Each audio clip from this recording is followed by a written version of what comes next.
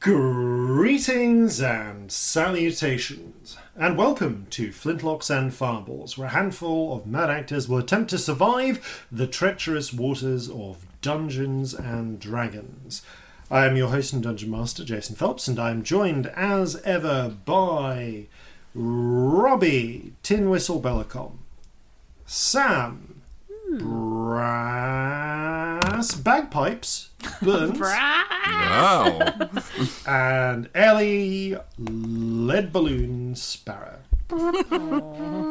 I forgot the name of bagpipes for a moment there. I don't know why I didn't go with brass balls. I mean, that would also have worked. It's a good way to cover forgetting a word, though. Just you all get points for it. Okay. Just keep going until it comes to you. Do you think that's what happened with Tony the Tiger? They're Great.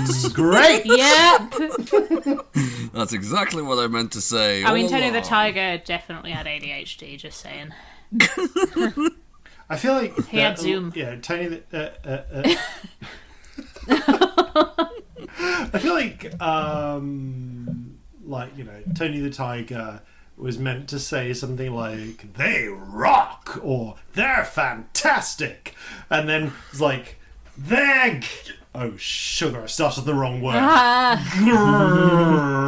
Great. I hate my brain sometimes because you know what this conversation has afflicted me with, and now you will all suffer with me. Do you remember the Frosties Kid jingle? No! Great. Yeah, now everyone on air who knows that jingle is going to suffer with me. No. I hate that. I appreciate that they did that because, Tony the Tiger's voice actor died and they couldn't do it. Oh, I didn't know that. Yeah, but I still hated that jingle. Ruin a kid's life instead. Yeah. No. Well, thank you for that particular mind virus. Speaking of suffering, it's time for us to cast our minds through the howling maelstrom of prophecy and demand future us what messages from the present. It's future Jason with a message of relative hope and positivity. Happy July, everyone. Things might actually be alright. No other news besides that, so back to you, past us. I hope future us were feeling more hopeful than present us.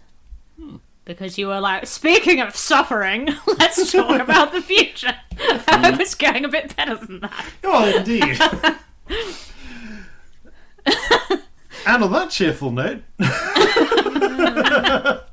it's time to begin Flintlocks and Fireballs. Our land stands on the sabre's edge. Our cities are a powder keg. Brother chains brother, no one's free. A life on land is short, you'll see. So gather your muskets, gather your spears, we'll plunder the shores of Calcinea.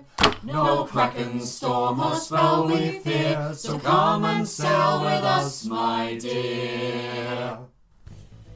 Previously on Flintlocks and Fireballs, downtime. The party have returned to Newmark. Yep, that is correct. Yep. And begun taking the first segment of the month off, so to speak, that they are planning. During this month takes place in preparation for an upcoming summit between the various independent factions along the coastline of East Sunder, which is more to the south. It's kind of like southeast of Sunder, and definitely not because the DM rotated the map after realizing that It's on the diagonal. Yeah, it's on a diagonal. A giant hand came down from the sky one day down into Calcinea and darndest just thing. did a quarter turn. I mean, like, with some of the stuff you learned about this setting's backstory, it's not entirely out of a possibility. But Oh no. well, I mean, at least we don't know what kind of planet it is. Maybe the magnetic north changes occasionally. yeah. It does, but usually on the hundreds of thousands of years scale. Yeah, I was going to say, doesn't that happen on our planet, technically? Yeah. Occasionally. Yeah. On this occasion, though, it's yeah. I mean, I don't know about the giant hand, but continental drift is certainly a thing. Now, the what was I going to say? Oh yes. So previously, party returned, and they've started taking some downtime. We've touched a little on some of that already with Corzin investigating information about the sextant and getting a bit more than he'd bargained for. Resulting in some of the most flawless NPCing I've ever seen in my fucking life, to be honest. Oh. So many notes about the sextant. Yes. And a certain amount of interpretation required. However... Wow, I have like 9 pages of notes on the sextant. If anyone wants it, I'll photograph them and put them in the group, yeah? Could you please send them to that? Yeah, I will. That would be helpful. Yeah. The party... however, there are other downtimes happening as well. And we're going to start with a bit of Celestia's. Now, Celestia, we know that we've talked a bit beforehand, and there is a certain amount of background searching around and hunting down information that's going on. Yeah. But amidst that, you have a date. Yay! So, you are scheduled to have a date with. Let's say we're going to have you've been invited to have a date with Saran at her and Clara's apartment at about, I'm going to say, 8 o'clock in the evening. Cracking. Now, weirdly important question: do you turn up early, on time, or late? I'm going to roll for that. I didn't decide which one. I mean, I've rolled badly. So what would I be? I'd be trying to turn up on time. So a bit like 10 minutes late, not stupid late, but a little bit late. Okay. So you make your way to the portion of the city where you go to the apartment that they have in the lower stacks, part of the fairly dense, traditionally goblin district of town.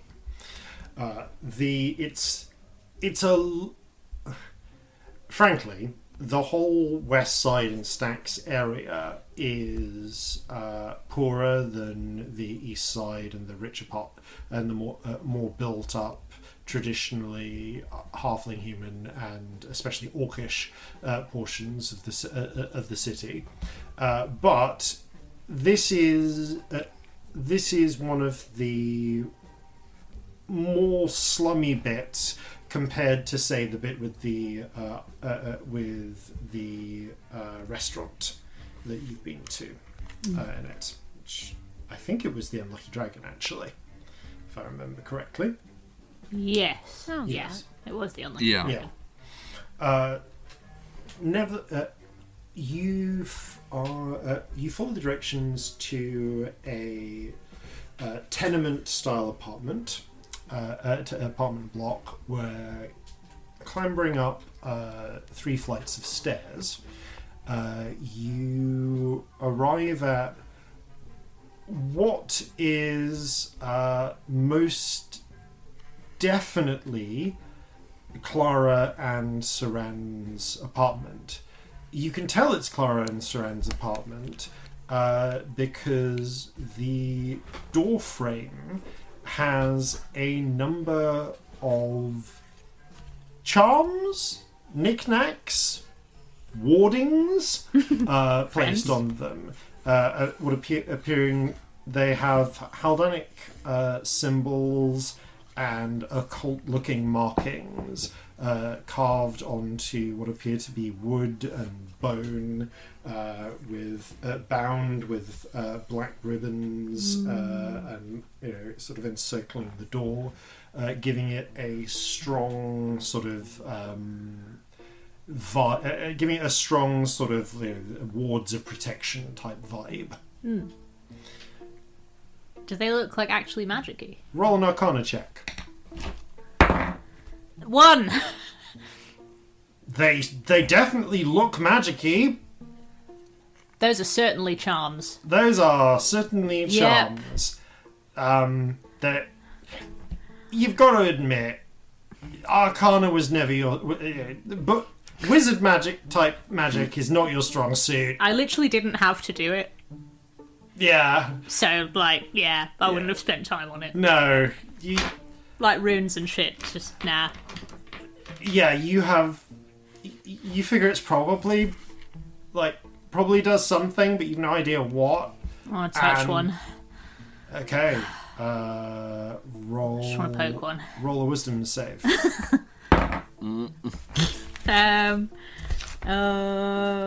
Pretty sure it's like 10. 10. Yeah, You're great at dates. is it like a touch one? And So good. Are you telling me you wouldn't touch one? Yeah. Oh no, absolutely. I'll probably lick one. Yeah. Touch one. It's a little loose. I didn't lick it. It's a little loose. It clacks against 2 or 3 of the others. They rattle a bit. You feel like a faint shiver down your arm. You don't know if that's maybe it's done something to you, or maybe it's just giving you the heebie-jeebies. I quickly also knock on the door so that it looks like I've done that while trying to knock.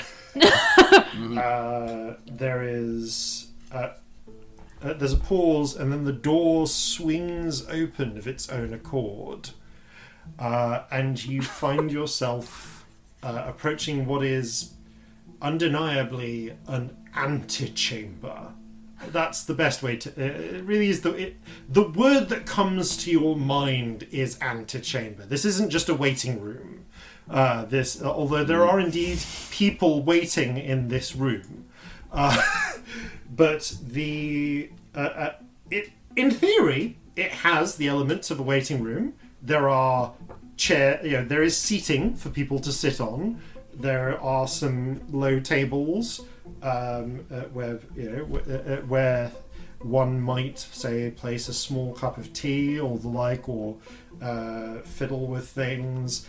But the walls are covered with more of these sort of bone and wood charms. There are some hanging on little bead strings from the ceiling. You think there are a handful of what appear to be there are tiny sort of animal skeleton type things hung up on the ceiling, which is covered with black cloth. It's also quite dark in here, but not like dark vision dark. In fact, the dim, apart from the little bit of light in the hallway, which is as much light as filters through the windows / whatever lighting someone brought in with them, because electric lighting isn't a thing. There are the light that is in this room, and you're not entirely sure where it's coming from at first glance, is a dim sort of greenish blue. There is it seems to be, although you know a thing about this and I can't quite be it, coming from the bowl of what you recognise as glowcap, as Foxfire glowcaps. It's probably weirdly commonplace for Celestia. For you, but up weirdly here, like, commonplace. whoa! Yeah. That's in the centre. To Celestia, it's like the a light table. bulb to us. Yeah, it's Yeah. It's the one part of the room that for you just doesn't have the mystique of the rest of Yeah. it. There are, and the room, as soon as the door opens again on its own, you're hit by the strong sense of incense wafting into the room. There are 3 people sat in, technically 4 people. What do you mean technically 4 people? Sorry, no. There are absolutely 4 people. It just takes you a moment to notice the 4th one because they are very small. Oh. There is you see a furtive-looking human woman keeping to herself. She looks not exactly financially down on her luck. She just looks kind of troubled and holding things back, and she's startled a little by the door opening. You also see an older looking hobgoblin woman who glances up briefly from a small cup of tea that she's nursing, and then looks back down at the tea. And you see a goblin mother. You realize, you immediately realize, or at least assume, based on the little bundle that she's gently rocking, and you can just faintly see like a little. A little bit of skin of the the goblin baby that she's rocking. Cute. They look at you as you are. She also glances up as the door opens. What, the baby? No, the mother. The baby fair. does. The baby currently seems to be Snoozing. occupied. Fair. I mean, Or just doing something else. roll a perception check. I don't know why I can't remember any. I normally know the numbers for my skills these days. I can't remember any today. That is mathematics 13. Ah. Oh my god. 13. Okay. That took me a stupidly long time to add 5 to 8. Fucking hell. We've all been there. Yeah. It's that kind of day, apparently. Yeah. The baby is sort of blinking, squinting a little, and it looks to be shivering. It's a sick you puppy. notice it has some little like whitish spots across the visible skin. Poor Baba. I'll probably sit down and wait with the others because I'm kind of assuming that like she might be working right now, so I'm not gonna like bother her. Indeed, you take a seat as the you take a seat for a moment, and as you step in past the door closes by itself after you.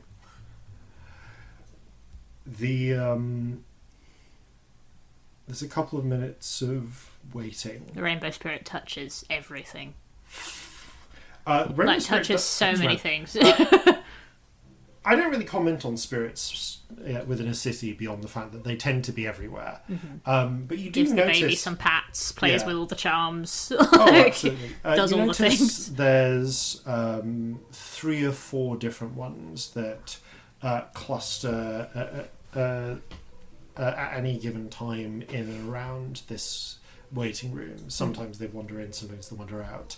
You notice, taking a little bit of a look around, there are a few little that there are a couple of that there's a small, almost like a little hollowing in one part in the wall between some dark curtains. There's actually a bead curtain as well. Two sets of bead a further bead curtain, which you can't really see through, but you can just make out that there's something beyond. There's a bit of veiling behind it as well. But in that little spot is functionally a little shrine. Like there's it's like a little terracotta hollow in which you can see little sticks of incense have been burned, and a couple of small you see like one set of colourful beads has been placed, and the spirits that come in seem to loiter around that a little bit before moving on. You do actually notice that I'm actually going to go do so. We're just going to have this. You also notice that one of the spirits is a little different to the others. Like most of them are, there's a colourful bird that comes in. There's something that to you just sounds like a handful of tin cans clattering against each other. Actually, we're pre-tinning, so I guess it would be a handful of beer bottles clanking against each other. Well, that's what a spirit sounds like. This spirit to you you see like little flashes of bottle green in the air, accompanied by the clanging of it's probably bottles. Like really discordant. Like if you're the only person that can hear it. Yeah, like she's like flinching now and then because it's just like glass on glass is really loud. Oh yeah. It mercifully doesn't stick around very long. But you do get a look from the shifty-looking human woman and the hobgoblin. I mean, everybody here is ill or afflicted, right? I just look at her and get migraines. The human woman kind of like nods and goes back to like folding her arms and frowning. The hobgoblin woman kind of doesn't really like after you say that, just looks back at her tea, sips a bit and stares at it. I'm also intently. in dark glasses, so I feel like that's probably plausible.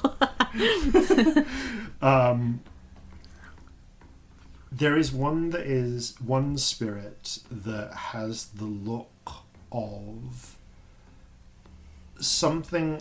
It looks like a bird. It looks like a bird somewhere between a corvid, like a raven, but also reminiscent of a vulture. And you see it sit, and it perches around. It perches on the wall above and near the woman holding the baby. It's not black. It's not the kind of black spirit that you associate with the undead. This thing has like a blackish blue tint to it. But it is definitely loitering around. Rainbow Spirit goes up to it and says hello. Non-threatened. The bird spirit tilts its head in a bird-like fashion. Rainbow Spirit does some music and just sort of waggles back and forth at it. The bottle spirit joins in. The Rainbow Spirit plays the bottle spirit like a xylophone. The bird spirit returns its attention to the mother and child. No, they get much louder as soon as they're not getting attention. Like Celestia's almost like fingers in ears at this point. But also trying not to laugh. The bead curtain rustles, and you see a small figure emerge, dressed actually in a dark sort of it's almost more like a like a robe, but not like the kind of robes and coats that you've seen her wear before, or that you've seen, or the kind of dresses that Olga would have worn. You see Clara step out in a sort of black, to the floor, almost like floor-length tunic type robe that reminds you of some of the sketches you've seen of courtly figures in Eastern Haldanos, sort of, or on the pieces of sort of like Tang pottery that you've seen.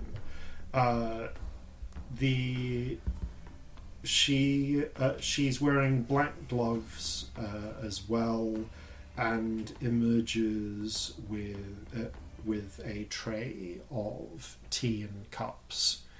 Her eyes are mostly down, are kept low and apart, and you see that she has a little scarf around, a little grey silk scarf around her mouth and nose. Clara notices you and shoots you a little look before, just for a moment, before stepping forward and solemnly placing the tea down. I message her and say, if I've showed up at the wrong time, please do just let me know. There's absolutely no rush. Clara doesn't. Clara has to immediately respond to that message. So there's a moment where Clara bends over the tea set, sort of miming, rearranging it a little. You hear a voice in your ear. You're late, but we're running late too. It's okay. Yeah. I've said no rush, so I don't bother, but I do like the smallest of nods if she's looking. Just don't worry, She looks up to the she looks to the woman who's the hobgoblin who's been looking at the tea leaves and the tea, and says, "Mistress Clara will see you now." The woman sort of nods, stands, and strides through the beaded curtain into the next room.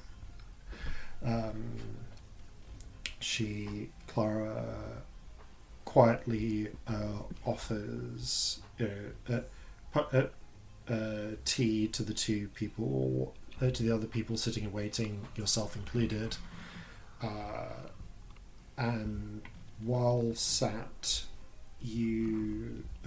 you're waiting, Clara takes a little seat next to the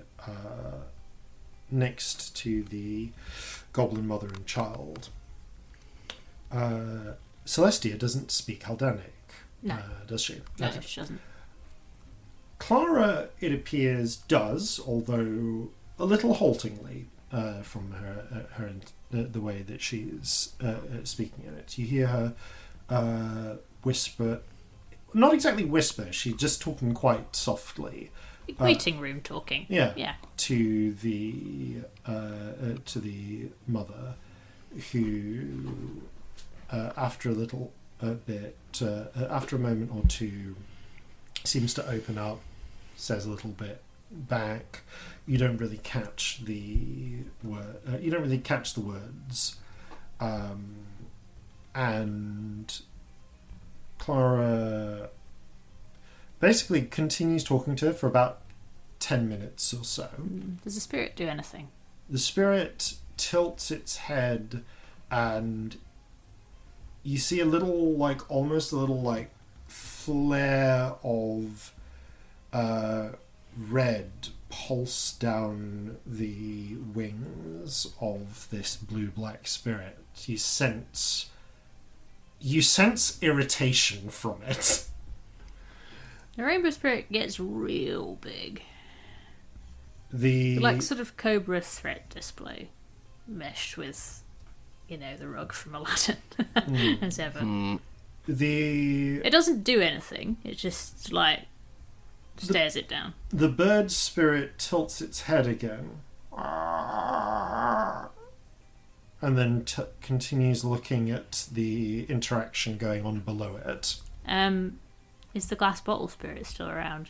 Let's find out. Glass bottle spirit is still around. Oh, the glass bottle xylophone gets obnoxious. Okay. On behalf... Like, Celestia's like, oh, God. Like, not that visibly, but, like... I'm going to wait for the roll for the critical moment here. Mm-hmm. But you see that over the next 10 minutes, the reticence of the Goblin Mother to talk to anyone, calms. She strikes up a more familiar conversation with Clara. They seem... Clara kind of seems to nod understandingly. Roll an insight check to kind of translate from gesture. Get the vibe, yeah. It's not amazing. I only roll 9s today. Like, that's the only number I had. 11. Okay. It sounds like... From like 3 9s in a row. The vibe you get is a little casual conversation at first, then...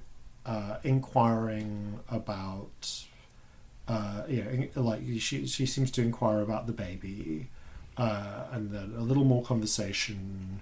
There's an obvious frustration or worry that the mother is trying to do her best to hide. Clara nods, looks between, gives a brief glance over to the frustrated-looking human woman, and then who doesn't respond. She's not really cognizant of this, and then back to the mother and child, and you can kind of see Clara makes a decision, and pours a couple of cups of small cups of tea, and gestures to the tea, obviously offering some. The goblin kind of looks at the tea and shakes her head a little, and then Clara extends her hands, kind of looking to the baby, obviously, and there's a slightly grateful look from the goblin mother, because the tea is like slightly too far away for her to reach while holding the baby. So she passes the baby over to Clara for a moment. At this point, you see the the Corvoid spirit above flares red again and is clearly about to move. Roll a performance check on behalf of the Rainbow Spirit to get in its way. Is it my mod? It's modifier. me, isn't it? Right? Like, the Rainbow Spirit at this point is very meshed with you. I mean, it's 32. Wow. Yeah, the Rainbow Spirit and the Bottle Spirit drive up such a cacophony that whatever in that moment where it's about to strike, that the bird spirit recoils from whatever and it interrupts whatever it was about to do. This is not like normal with sick people, is it? Because I mean, there are spirits that hang around death, but it's not usually like this formed and this pointed. You don't tend to. Okay, here's the thing. Celestia, by and large, has not spent a huge amount of time around the very, very sick. No, she's been in hospitals after a battle and that kind of thing, but I guess that's different to, long-term sick patients. This is an unusually formed spirit. It seems pretty coherent as these things go. I know Clara can't see it, don't I? You do. I'm going to message her.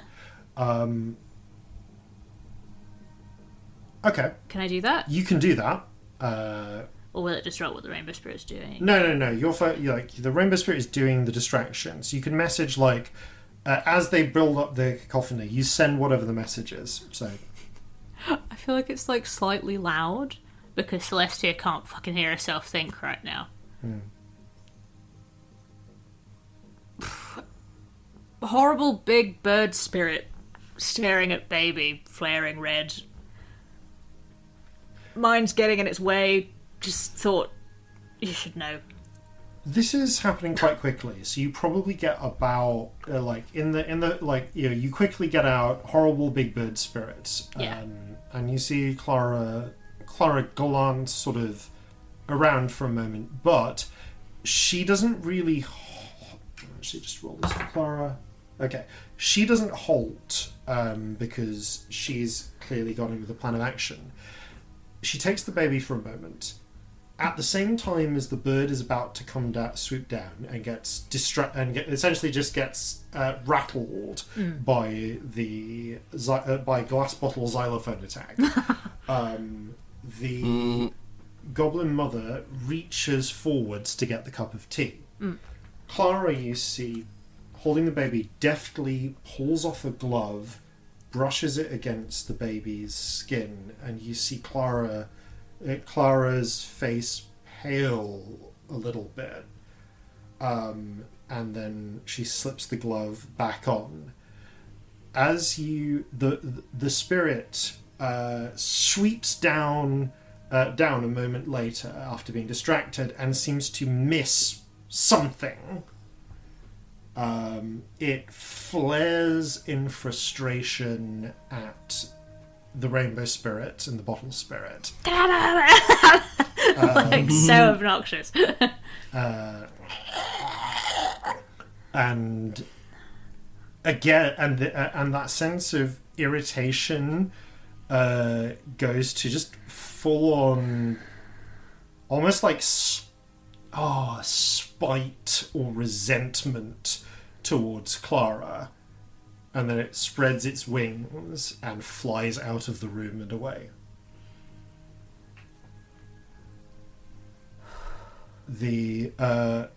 As you're seeing this and reacting to this, though, Clara's already slipped the glove back on and carefully hands the baby back to the mother.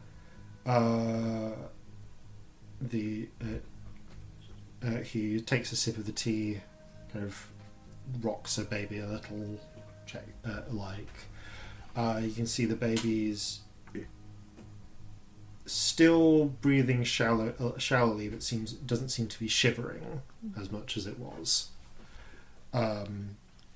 Clara coughs a little and, shivering a little herself, stands back up, does a little bow, and you see the kind of haughty-looking hobgoblin woman leave the other room. Clara steps in for a moment, shortly thereafter invites the mother and child in, and then a little while after that they leave. Human woman goes in, giving you like a backward glance at you, leaves a little while later, and at that point, when the last one, by the way, same as before, whenever they go towards the door and like are about to leave, it opens of its own accord and closes. I like to think that Saran's just like off screen with a string. Like it's not magic. Roll an investigation check. That is my investigation has changed. 16. I didn't roll a 9. Thinking to look for it. Yeah, you actually spot the pulley mechanism hidden in the drapes. I love that. There's absolutely a set of wheels and steel wire. She's just yanking it from the other room. That is being used to open and close the door. Oh, and the chimes are just like a little alarm or something, aren't they? Oh, fun. Yes. I love them. They're perfect. You also spot the little dwarf crystals that are tucked in the overhanging little bits of fabric, like essentially covered in green-blue gauze, so that they act like gels. That's fun. Because they wouldn't get hot, so you could just use fabric. Yeah. It's not like... Yep. Yeah, it's light but not heat. It's not like stage light. It's like you could just use fabric. Yeah. After the last person to leave is the human woman. You can see that the haughty hobgoblin left much as she came. The goblin mother seemed visibly relieved, and the furtive looking human woman leaves kind of with her arms folded over, as if she's holding something in an inside pocket, and just trying to keep her coat closed. And she doesn't look at you. She just leaves, looking both afraid but with a purpose. Oof. Okay. It's none of my business. She's basically at the doctor's. Like, I'm not going to cry. It's none of my fucking business what she's got.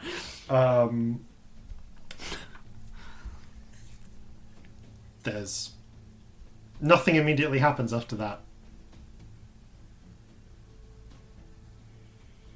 And there's no one else. There's no there. one else here. Okay, I'm going to knock on the door. You step up. You knock. There's not really a knock. There's not a solid door. It's bead curtains. I knock on the door frame next to me. I I don't want to wander in. I don't know what that. Like, And there is you've just finished your shift. Do you want your date just wandering in unannounced? That doesn't seem very fair. There's a pause, and you go, enter. I enter slightly giggling. You enter the bargain chamber. It feels like the chamber you are going to go to if you're going to make a dark bargain with a hag.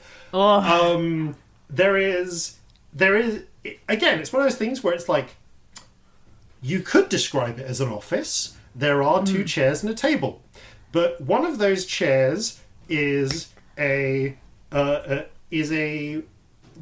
essentially an ornate milking stool. One of them is a high-backed armchair / throne. Incredible.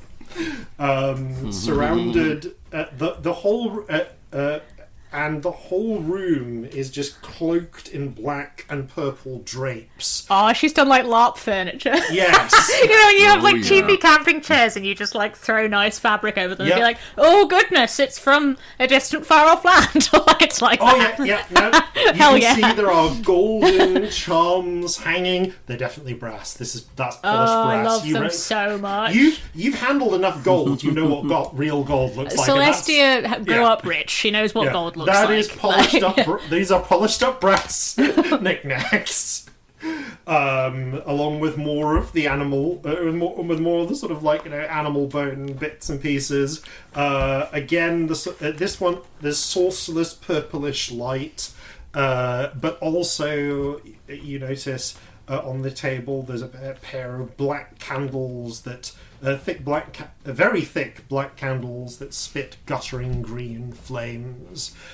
You can see on the table, which is spread with dark velvet, are a series of cards face down. There is a sort of like a shelf full of ominous-looking potions. You can't help but notice that the base of the potion cabinet is glass, and you can now, because you are looking for them again, you spot the dwarf crystals under the colour. But it looks fucking cool. They're basically underlighting the potion. Also, dwarf crystals, again, much like Glowcap, are less mysterious to me than they are to people who aren't from the Underdark. Yeah. Because you get less dwarf crystals up here. Because they're less essential, right? Yeah. Like, in the Underdark, you literally will not have lighting if you don't have Glowcap or dwarf crystals. Here, they're a luxury. And, of course, and sat in the high chair, like, hooded in shadow, effectively. You see, I know you mean high chair, like a chair that is high, but high backed chair, not like a high chair. Yeah, I gotta say, like the seat. I remember David, my like best friend from childhood, who just is like knows way too much about medieval wizardry. Once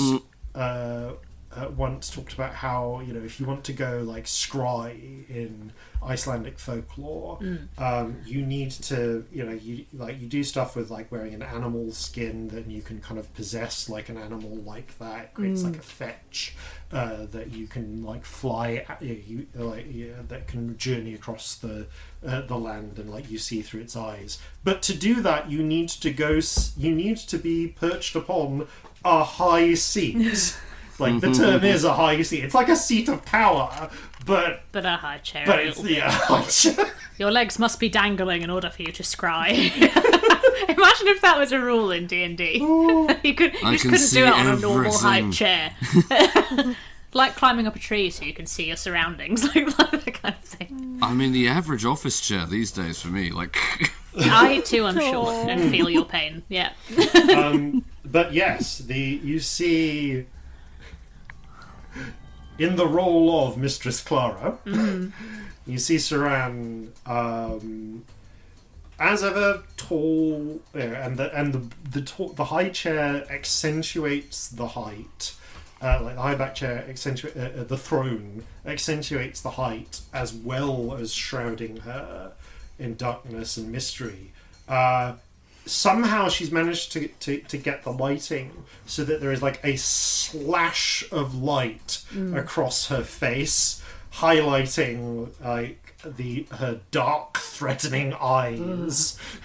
And she's really got like she has like an impressive smoky eye going on. Yeah. Fair, yeah. And again, like in the sort of layered, and you can just make out the edges of the layered black dress with the golden decorative stitching, barely visible. Mistress Clara, I have a terrible affliction. You can just make out a wry smirk. Indeed. I'm always 10 minutes late to dates. It's a disease I have. Can you help me? I fear that your condition is incurable. Oh, no. Fortunately, I too have an affliction. Oh, no. Where sometimes work runs over. That also sounds incurable, but, you know, I'm sure we'll learn to live with it, right? She grins, and you see her kind of push back the throne a little bit and extricate herself. It's quite it's dramatic, but the lighting isn't great. And she just stand up and gesture towards one of the sort of, you know, black and purple drapes. Why don't we sit somewhere more comfortable? Sure. She pushes open she fumbles with a catch for a moment. I say fumbles. She expertly locates the catch and then pushes it open, and much more light spills into the room as she shows you into just an actual regular apartment on the other side. It's actually quite a, despite the location, it's a decent amount of space for two people. You get the feeling that maybe that Clara and Saran have probably rented 2 or 3 apartments, so that they can have like a shop and a house, yeah, like, effectively. Essentially. Yeah. So you can, she leads you into just a very it's not Spartan. It's clean. There's not a huge amount of furniture in the living space beyond, but there are. But there are little hints of the character of the people who live there. Some more colourful clothes hanging on a rack, hanging on hooks. There's a book on a low table by the chairs. Yeah, It's what you'd expect. There's simple table chairs, cooking station, like a flat like that a people washing live stand, in. that sort of thing. You can see that there are. Yeah, Sarang goes, good to see you. Good to see you too. It was a really impressive decorating job, by the way. Well, I was classically trained. Fair. Come on. Give me one moment. I turn to the Rainbow Spirit, who is still darling, I love you. Please stop, please. I can't hear myself think. Please, I'm The Rainbow begging you. Spirit, who has been happily clanging away with the green bottle spirit. To the maybe in a different path of fate. The green bottle spirit blended into a strand of green, and the Rainbow Spirit forever. I don't think Celestia could cope with that. Celestia. The thing is, Celestia has to let it be green part of bottles her hanging on too the now, and she's like, no. What was that? Is it playing green bottles hanging on the wall? I'm going to say yes. Like loud and like a toddler on a piano, but with that's the fun. And it's actually quite good at music. It's just got excited and won't stop. The green bottle spirit and the rainbow spirit part, it seems, as friends and boon companions, as it clangs and clatters on its way. Thank you. I promise there's loads of fun things to do here. Just please with that particular noise. Saran has an eyebrow raised. Spirit? Yes, I'm sorry. There's one that it's sort of like a collection of beer bottles, and they were just smacking against each other the entire time I was waiting. I'm starting to lose my mind, but they've stopped. Thank you for stopping. That's very kind of you. Times when I envy your sight. This is not one of them. No. Have a seat. Tea? Yes, please. She brings in the teapot from the waiting room, and pours you a little, and then and says, "Give me a few minutes. I need to put on something a little more comfortable." No rush. Thank you for the tea. You see her kind of open a door, and briefly you get a glimpse of what appears to be Saran's bedroom, which again is fairly straightforward. It's you see a glimpse of bed, washstand. And you can see some small bits of. You do see a couple of you do see on the wall like a small. It's basically a knick-knack, but less theatrical than the ones in the main sort of audience chamber. And the like. It looks to be a series of little brass figures, one on top of each other in almost like a little strip that's screwed to the nailed to the wall with a little holder for incense in the bottom. Rainbow Spirit has a little licky. Of the incense. It does. So it grabs a little. It's still making noise. It's just like tootling away like it's playing with Celestia's instruments now, which is more normal. There's a little there's a little spirit that's kind of like almost like budges against the rainbow spirit. It looks. It's kind of like a series of wisps of light, but for a moment it almost looks like a very fat bugbear in a ceremonial sort of hat. That's like adorable. Just the faintest echo of one before it becomes just a wisp again, as if to gesture, "Oi, no, my incense." But then Rainbow Spirit gives it pats and wanders off, finds something else to do. Saran closes the door behind her. You see, and a few minutes, and while you are waiting, the door, a second door opens up, and you can see there is another room, another bedroom. You can see, although it's much more packed than Saran's was, clustered above the bed. You can see a bookshelf has been a bookcase has been nailed to the wall and is just stuffed with a very varied miscellany of books. Some of these look like ancient tomes, others look like they were probably bought from the Puggish printing press. You can just make out what looks like a set of glassware and the like. This is, I mean, you presume it's Clara's room because Clara steps out of it, wearing the still wearing the costume from before. She does look up and she does smile, seeing you. Hello, darling. Hello. How are you doing? Shivering. Going to be a rough couple of nights. Did you take that from the baby? She nods. Huh. Shit. I don't do that unless I have to, as a general rule. Most of the time,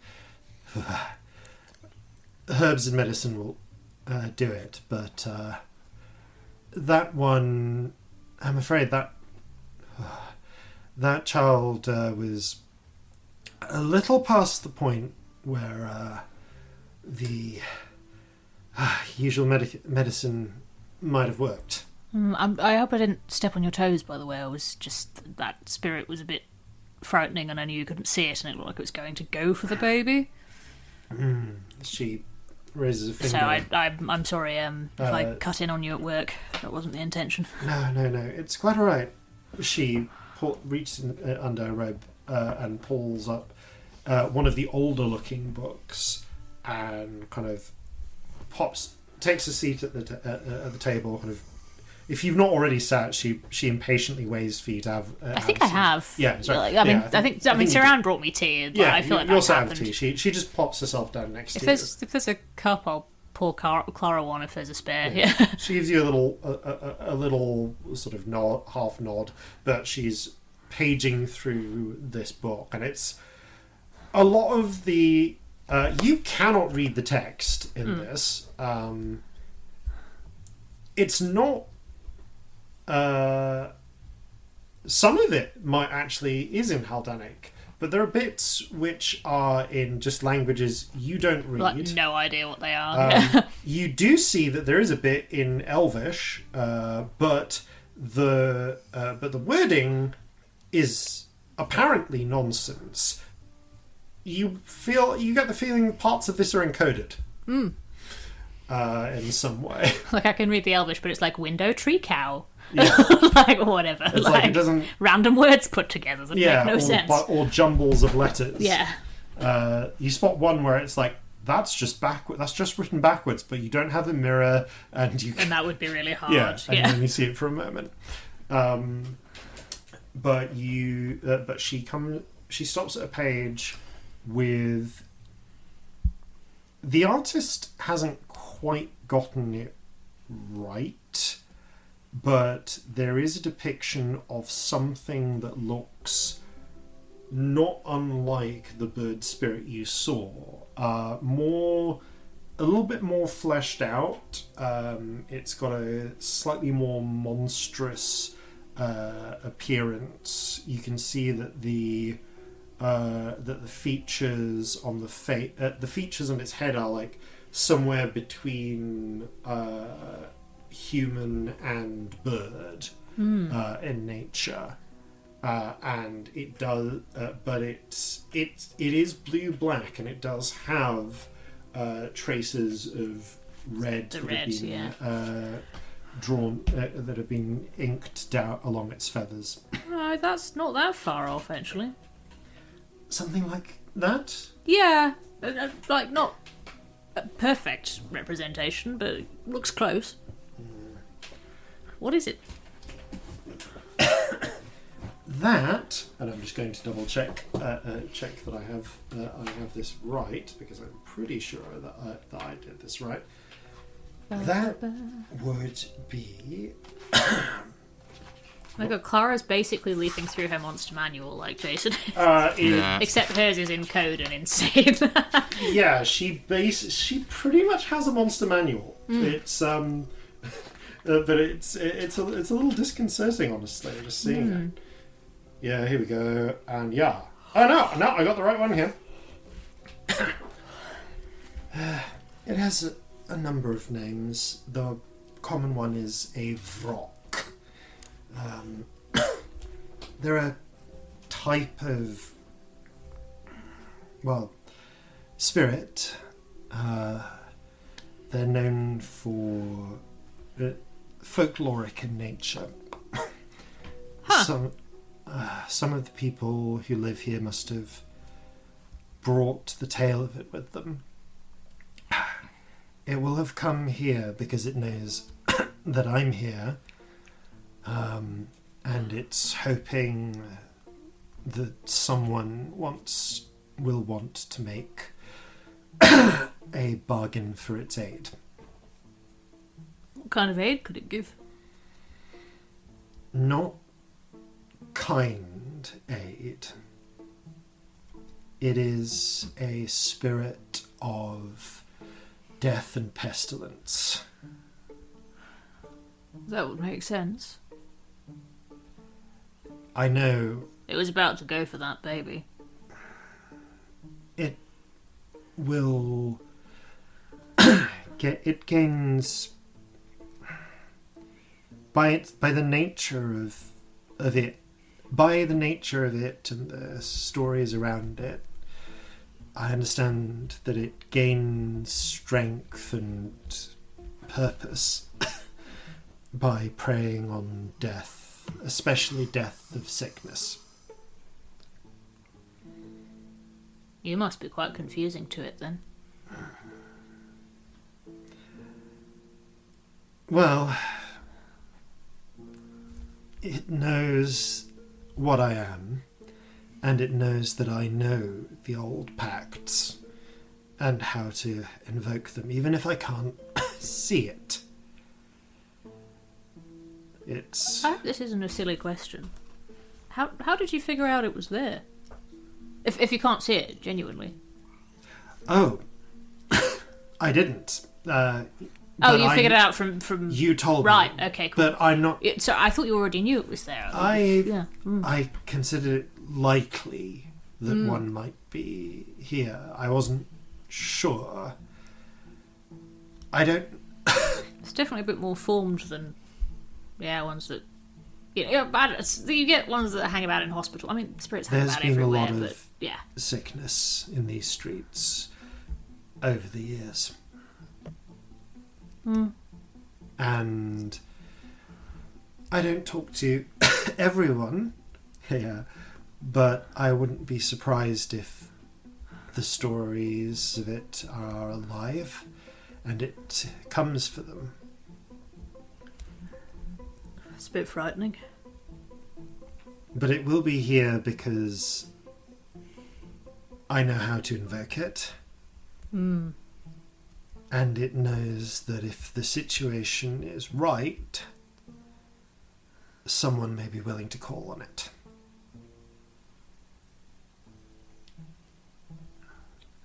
But for most... Can it take diseases from people like you? She shakes her head. It kills. It brings sickness. So it would be a deal to bring sickness to somebody. Or... There's varying forms of deal it can make. The worst is possession. Oof. It will give you... It can share its power with you, but it will share your body. Not nice. There are lesser bargains within that. More limited. Those I would counsel anyone to go to first. But... Sounds dangerous. She nods. It is. The dark pacts exist for when times are desperate. That makes sense. Although I have to say, she glances at... she gestures to more encoded notes on the same page, which are written in a different hand. Although it would appear that Olga's suggestion... Olga has written a few handy suggestions on the ways she considers the most fun to use them and how to cause the most damage. Grim. And yet so in character with my Did she do that erstwhile drawing? mentor. Oh no, this is will have been done by someone, or a copy of art done by someone who has your sight. Fair. Yeah, Olga didn't, did she, of course. Or it might be a drawing of someone who's made the pact. It didn't have a people face. So that would make more sense, actually. She nods. It was definitely a bird, not a person bird. No. This then is what it could become. Oof. It's good to see you. Nice to see you too. Have you been? Busy. Looks it. We took us a little while to get things set up, but I mean, not that long. Fucking hell. It looks great, and clearly, people are queuing up. It's amazing. well, we were here for a little bit before you vanished. But it's not been that long. I'm looking into what Corzin found. The cure. The Yes. Smallpox cure. Unfortunately, it doesn't appear that it came with instructions. Yeah. So, but I have high hopes. I'm going to... If anyone can do it, you can. I'm going to try testing it a few different ways. One of them is probably going to involve giving myself smallpox. Oh shit. Well, it can't kill me. It's gonna suck though. She winces, and you can see small white dots are beginning to slowly, well, very rapidly by your standards, by the standards, but like you've noticed that over the however much time has passed, small white dots have started to appear on the side of her face. Do you need anything? That looks like it's awful. Ow. She continues to shiver. I can withstand this. Oh, I know you can. I could withstand this better in any case, because I'm not an actual baby. Yeah. This one tends to kill children under 3. Right. And she shudders again. It can't kill me, but I will need to ride it through. Oof. There's a reason that we do charge. And I don't do this for everyone. I'm glad you don't do it for everyone. That would be terrible. Well done, though. Thank you. She glances to the side.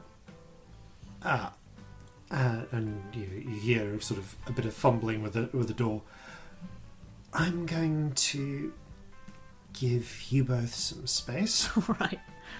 Have a good evening. She gives you a Get nod. some good sleep, maybe. You don't look well. Oh, I have some drafts for that. That'll help. Feel better soon. As better as I ever did. She stands up and collects her little monster manual and returns to her rooms, closing them after. Saran emerges a moment later, dressed in a well, frankly, it's not actually.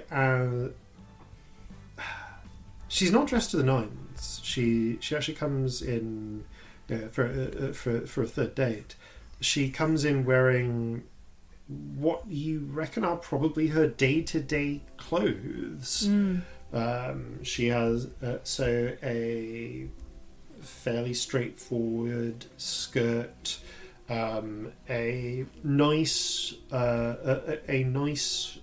blouse, what sort of like a blouse type vest thing, with an open collar, and a couple of little of gold and silver bangles on her wrists. She's wiped off the most elaborate portions Of the smoky eye. of the makeup, but has still kept a little accentuation and applied addition. Put a little bit more on where she's taken things off, and comes in just looking ready for a fairly casual date. For a cup of tea. And a cup of tea. Takes a sit and... You look lovely as ever. Thank you. You look extravagant as ever. I suppose so. It's sort of my default, I think. She glances down at... what is Celestia doing with her hands right now? I mean, I'm playing with a fidget ring. Celestia's equivalent is fiddling with the shirt cuffs, isn't it? I don't have long shirt cuffs. Mine are rolled up, but I think that's what's going on. I thought that might be what was happening. So she this is me doing a Celestia fidget, but doing it with something else, isn't it? She glances down at at Celestia picking at her shirt cuffs, looking a little nervous. Maybe. Sorry. Quite all right. I'll fry up dinner a little bit later. For now, let's just sit and have some tea. Sounds good. So, how have you been? Oh, busy, but it's nice to... It is something to have a... She searches for the word a moment. Shop. It looks amazing, by the way. Where'd you get the glow cap up here? Haven't seen that in a while. Clara had some. Huh. She had a small amount, and she did something to make it grow faster. Fair, no, I was never in charge of keeping, glow cap upkeep. I'm not the person to ask. You feed it, generally, but I can't remember what with. Whatever she fed it with, it grew to that size in about 5 days. Oh. Well, a little smaller. The actual setup we managed to do over the weekend, you would be surprised how many knickknacks you can find if you go shopping with a purpose. It's an impressive knick-knack collection, I have to say. The door's particularly good.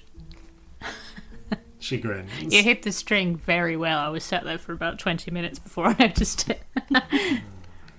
Then I clearly need to hide it a little better. Old opera tricks. It's really good. No, I'm happy for you both. Looks like it's going well. She glances to the door for a moment and back. To Clara's door and then back. Everything all right? As all right as they get with her. Yeah. She's taking the best care of herself that I can make her. But There's a very grumpy halfling dad I could send around at some point if you want someone to be really annoying and have a look at her. Check she's all right. I would, actually. Someone. He's a decent surgeon. He'd know more than I would. She seems to know enough to get, well, more than enough to get by, but enough to handle her own discomforts, though, and enough to advise others.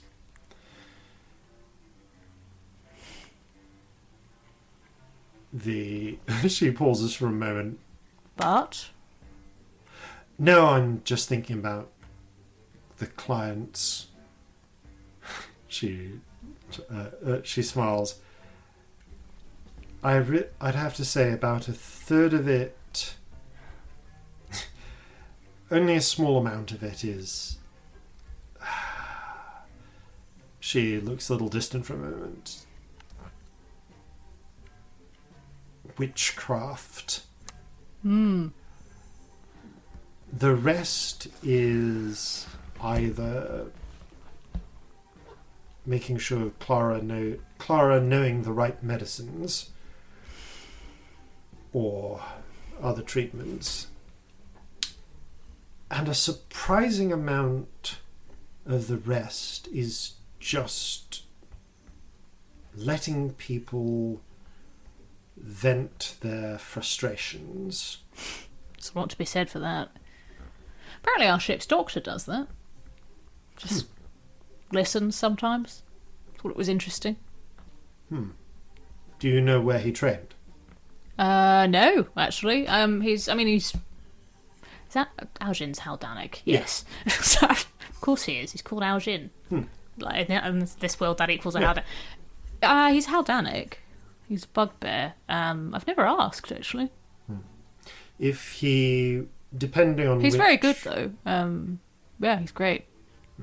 Depending on which school of surgery he trained within, he may have similar traditions. Huh. There is a long and old school of thought on these matters. I remember my former lover going on about it at some length. Fair. No, I don't know a lot about these things. Well, you are from Jova, and thus horribly backward. Of course. It's a miracle I got here, to be honest. You know.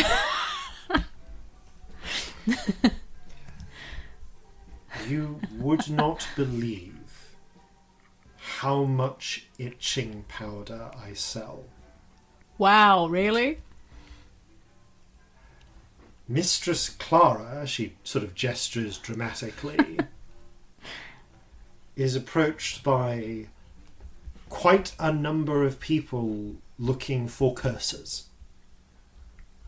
I suppose that's not a huge shock. She looks like she does curses, you know? And of course, if you look like you do curses, You have to do them. Or at least something approaching them. she gives a wry grin. Oh, Clara can do curses, Oh, I'm well aware. but mostly what people want is itching powder or an equivalent. Yeah, I'd imagine you get people coming in here thinking they want a curse, right? And what they really want is to mildly inconvenience someone for a day or two. Just to kind of get it out, right? But... Because, proper curses are no joke, are they? Still, it pays the rent. Not that... She frowns a little. Not that I'm sure we need to pay rent. How does that work, then? Clara wouldn't say, but when it came to leasing the apartment, she... Made a deal? No, she had a case full of very old and unfamiliar gold coins. Right. She didn't talk... she didn't mention where she got those from. One of the hideouts, I'd imagine. It seems she sometimes... She uses a number of names to refer to her. Well, I'm sure she does. Commonly, Mentor believed in hoarding any number of things. Oh, she loved hoarding very much, yeah.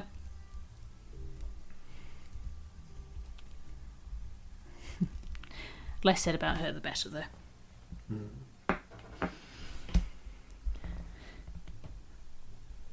What about you? What, as in, how have I been?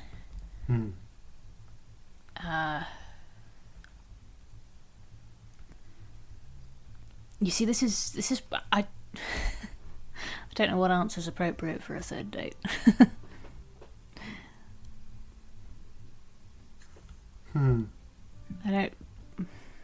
What? I don't want to be too much. She nods. How about you start, and I'll tell you when it's enough for today. Okay, that works. Sounds good. And then we can always... What is it? What is the Orsirian phrase? Talk about the weather?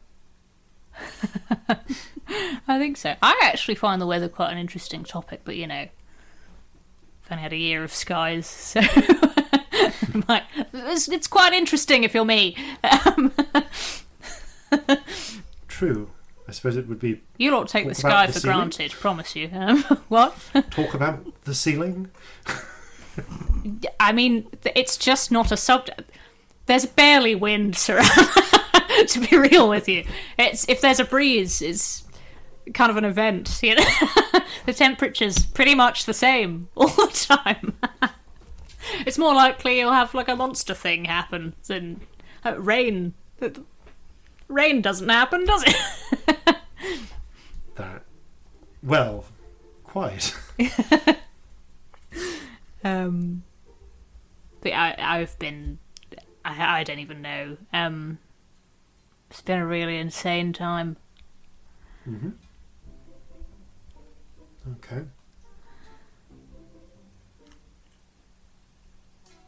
Answering how are you is just really difficult at the moment.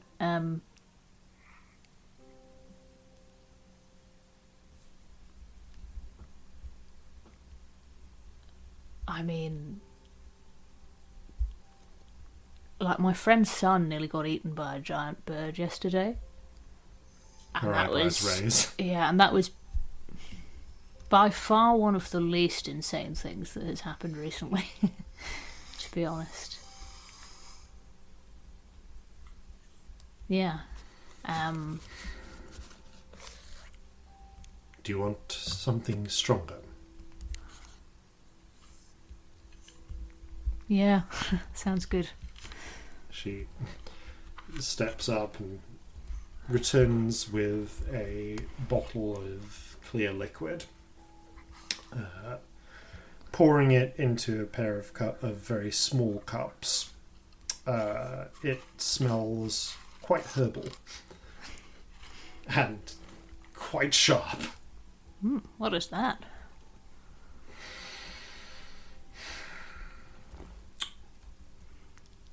I honestly have no idea. Alcohol. Great. Cheers. We were given that it was offered as a token of esteem / payment. That's nice.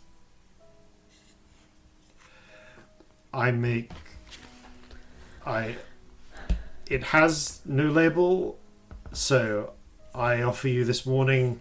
I do not know how you will feel in the morning after drinking this. Thank you for the warning. I take full responsibility for however my head might feel tomorrow. She raises it up herself and visibly recoils a little. I take a sip. Okay, yeah, no, this is we're definitely into sort of absinthe territory here. Whoa! Hello. Yeah, this you can clean pipes with this stuff. No naked flames. There was this thing called Witch's Brew a while ago, and it was basically like somebody's spice cupboard in booze. It's like somebody concentrated that, a lot. Right. She takes a me, sip that's herself and...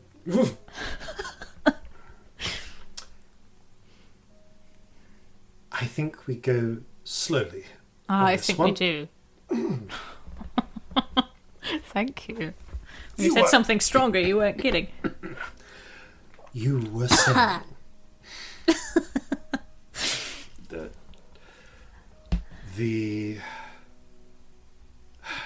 your best friend's child nearly being eaten by a giant bird was the least of it. Yeah, because that was in this plane. It was on the world.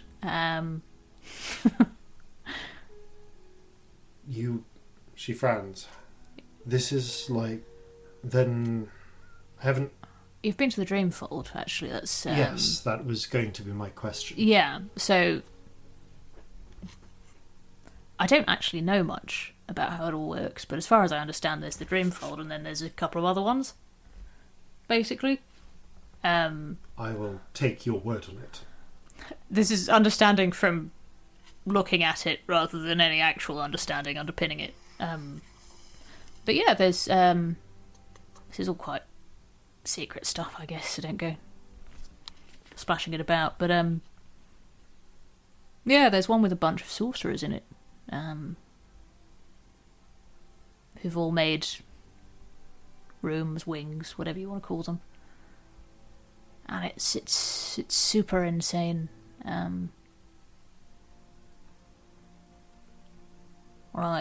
In the space of what,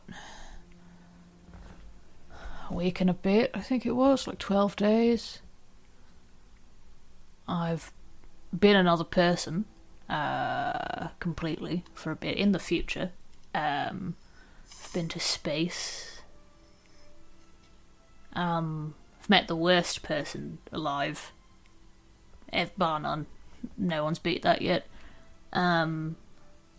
So there's a moment where Saran sort of has been quietly doing the sort of listening, nodding.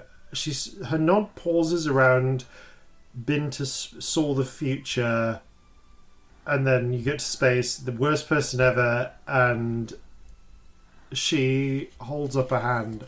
You see, it's a lot, right? Yeah. I don't know if we've hit the too far point. It's okay if we have. I need you to go back, see the future. She nods. There's a sort of she nods with a certain amount of understanding. Yeah. And then you went into a space and where you met the worst person ever. Mm. Those were two separate things. Oh yeah, they call it space. That's not really a word here, is it? In the sky above Calcinea. It's what they call space. You went to the clouds? No, higher. It was a sort of floating thing, and you could... Like Calcinea, the world, you could see it. Like, the whole thing. So, as if you were a bird or in one of the legendary cities that giants built in the clouds. Higher. Higher than the clouds. Way higher. Imagine you're high enough. No, I don't know. How do I explain it?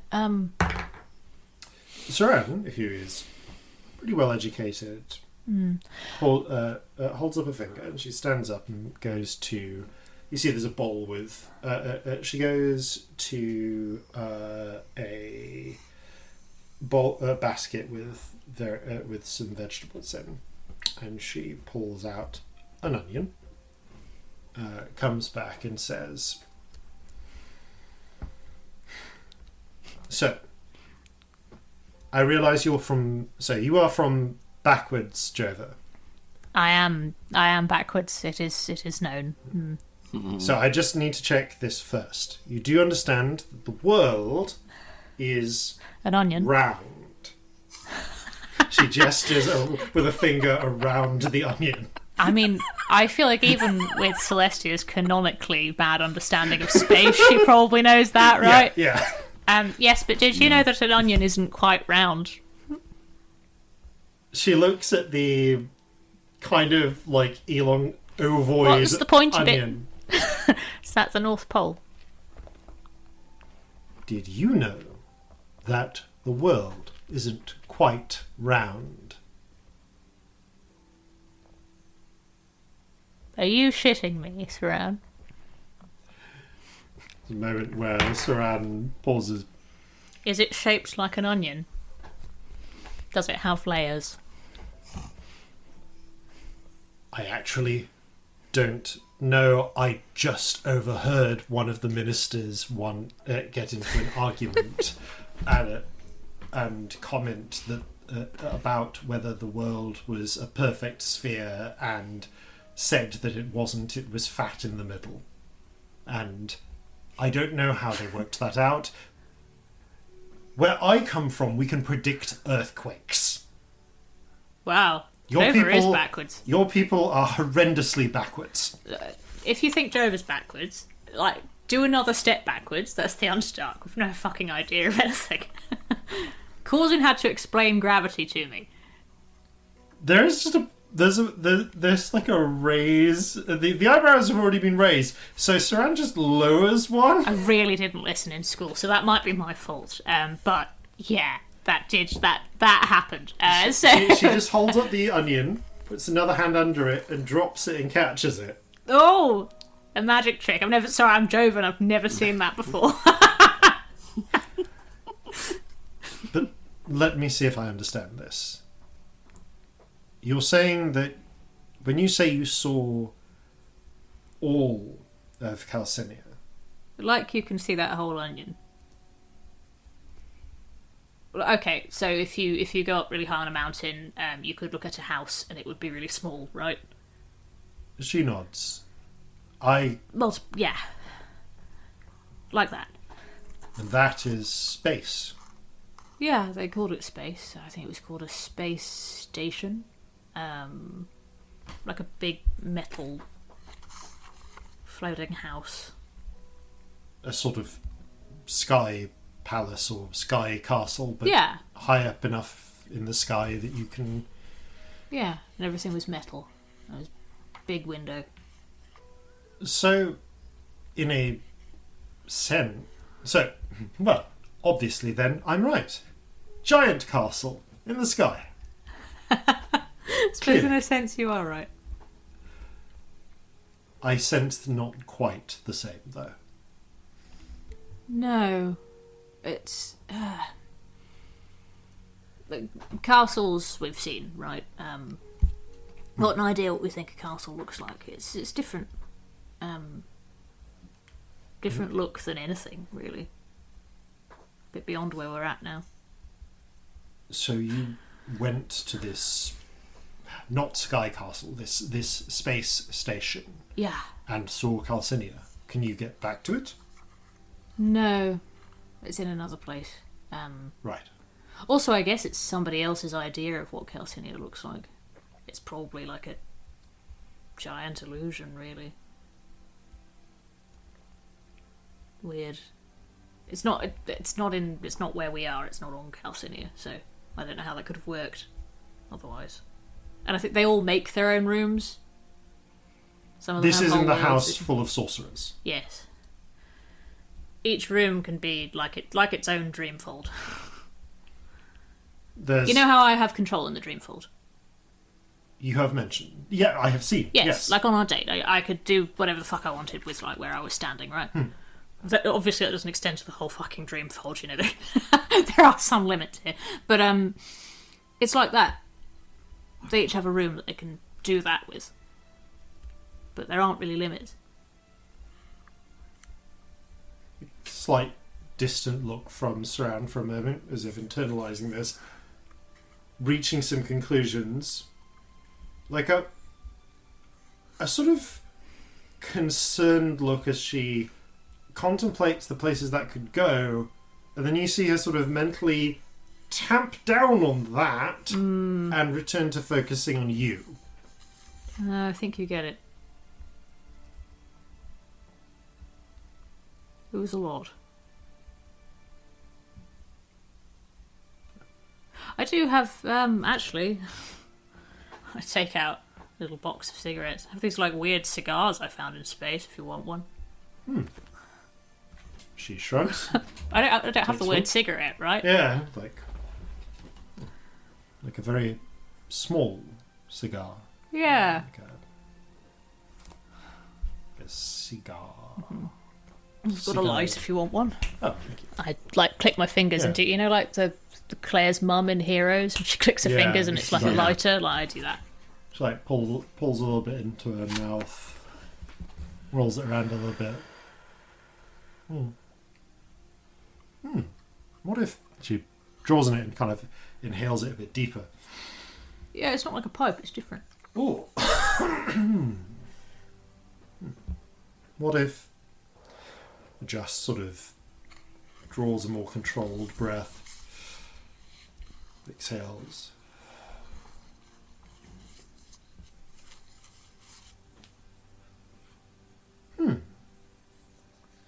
I could see these being convenient. Yeah, they are easier. So this We just can have a couple made more of- if you want. She takes a few, looks them over thoughtfully. Thank you. Alright, I remembered you didn't like my shitty pipe tobacco, so I thought you might prefer one of these. She gives another wry grin. This does really throw into relief how shit pipe tobacco is, though. You're not wrong. It is a This is smooth. very smooth drag. Is a thing Also that kind of Jason minty. assumes smokers say. I've never smoked. There are cigarettes that are smoother than others. Yes, It is no, a thing. no. There are really, really sad, rough cigarettes. Yeah. They're a bit nicer to smoke. And frankly, neither of these characters have ever smoked with a filter, which is like insane. Oh, yeah. I They're don't just smoke like, anymore, what? but like I tried one without a filter once back when. Oh nope, that's a nope from me. Like people were fucking hardcore when filters weren't around because shit's rough.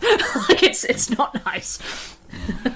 Nevertheless, Saran kind of slowly nurses this little cigarette. She does the thing that she would naturally do with a cigar, though. Gets a little plate to like pop it on, like, get the ash on and so on.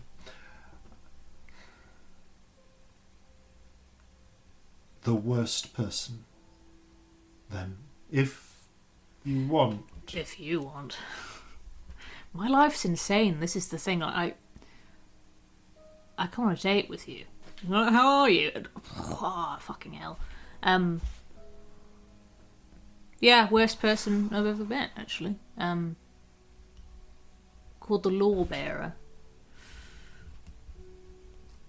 Actually, I mean, tied for first place with worst person. Both in that room. Basically, I give her like a sort of slightly stilted. I don't think I would really hold back things in terms of like who these people are. I tell her about Magnus. I tell her about the Lawbearer. Saran listens, asks clarifying questions. Yeah. So yeah, I actually think, like the Underdark might be his fault. Which is insane, really. I know nothing like that is like one person's fault, but yeah, I really set those wheels in motion. Right. That is...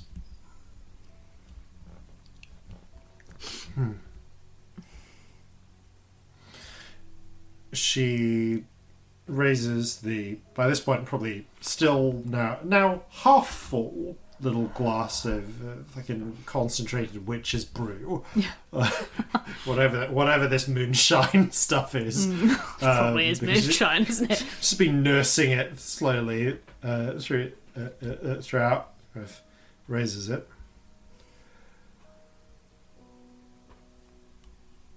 I don't know. I don't imagine anyone said this to you. Which seems strange now that I think about it. Oh God, what are you going to say? Thank you for saving the world from a plague of vampires.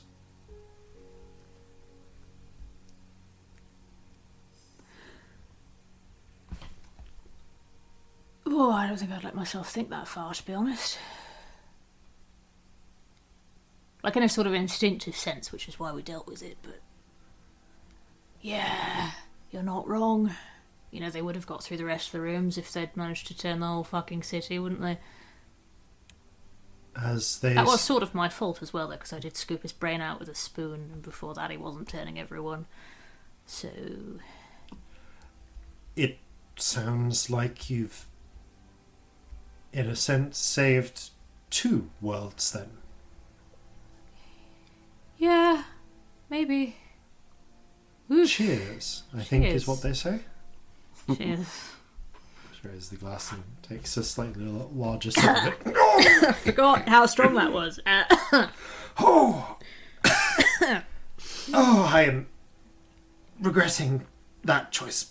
It's hitting me like a fucking brick, Charlie, if I'm honest. I don't know about you.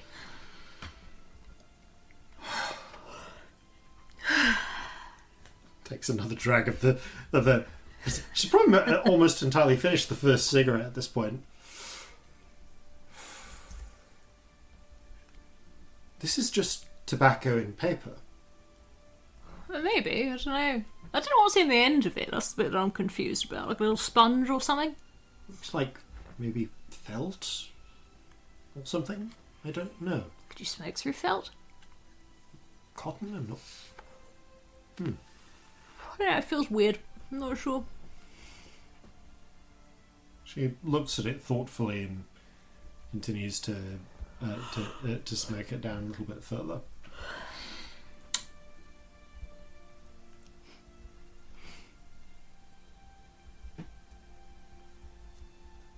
But yeah, there were 12 rooms. And that was one of them. I think that about... Yeah. So that wasn't the worst? Was that the worst? Or that was probably the worst, I think. Yeah. Personally, that was the worst. Yeah. But it's a matter of opinion, to be honest. There's some fun ones. Not all of them are awful, but... Yeah, a lot of really awful things. Was that one? Maybe it wasn't. The worst room, definitely.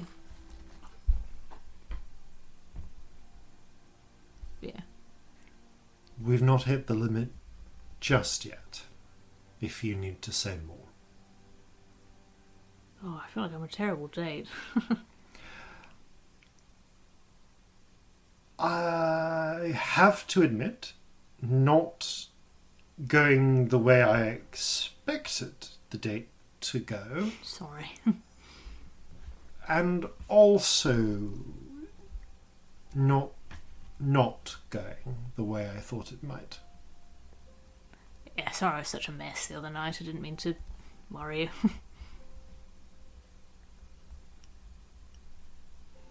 I spend a lot of my day listening to people. You clearly needed to say things. You're very kind, you know. Well, I could charge you. Well, then it wouldn't be a date, would it? It'd be work. Exactly. You can possibly pay me back by helping me finish the rest of these glasses. It's quite a large glass you poured both. Don't get me wrong, I love booze, but The glasses, by the way, are not large. Saran filled them up. It's suddenly feeling large, though. But they're like small teacup sort of size. But Saran definitely underestimated the flavour and intensity of. She thought it would be this something more normal. Yeah, she was pouring what she thought was a very generous, sort of like on the level of a very generous brandy. Not a very generous Everclear. Oh, nasty shit. Ugh. Grim. Ugh. Well, I suppose, I can make that sacrifice. You know what? I was going to make a joke like I was enjoying it, but it's horrendous, isn't it? I think we might. I am personally divided as to whether we trade away the rest or offer it as a curse. Just give it as you don't. Just give it to someone you don't like as a present, That was one of my former mistress's favourite tricks with unwanted gifts. Unwanted gifts presented with great ceremony. That's twisted. I like it. There is a tradition that I've heard in Western Haldanos and Sanistal of giving someone a particularly rare beast that is highly prestigious and ruinous to feed. Well, I think they do a similar thing down below sometimes. Yeah, particular kind of ravenous giant spider. Usually white, very fat. Also white. Funny little short legs and just this huge, huge belly that it needs to fill all the time. That is. They do some messed up things to spiders. Teacup spiders should never have been made. She glances at the teacups and winces a little. All like, tiny and funny legs and cute, big, like bulgy, cute eyes. But ooh, we shouldn't have done that. Is that cute? Some people think so. I've always found them a bit frightening, to be honest. I have the same appeal as what's the thing at the bookshop? Pug. I think they're a bit like that, but a spider. Oh, the inbred-looking dog. Yeah. Yeah, that one. Inky is cute, though. Come on. We have cats like that. Oh, is that your thing? Fair. Why is that a thing that people have an instinct to do? She just stares into the distance for a moment.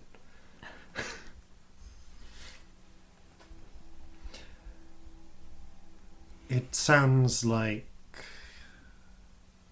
you've gone through a lot. I think we can say that. Yeah.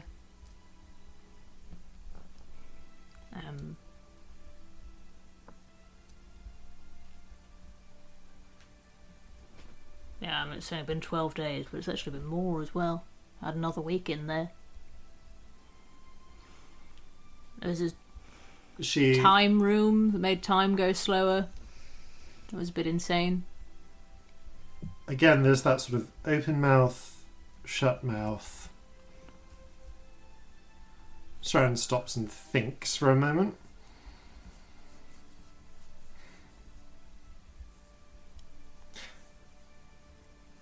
Of the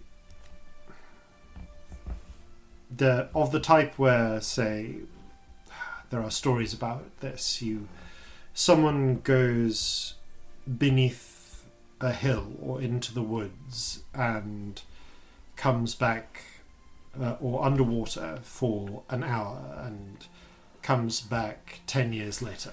Yeah, but the other way around. Like, you'd be in there for an hour and it'd be like a month. Not the other way around.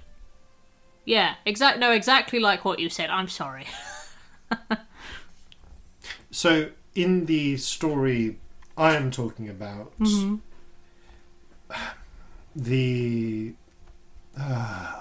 handsome fishing boy falls... Handsome fishing boy. Handsome fishing boy Yeah. on the coast falls in love with beautiful princess in the water. Very good at holding his breath.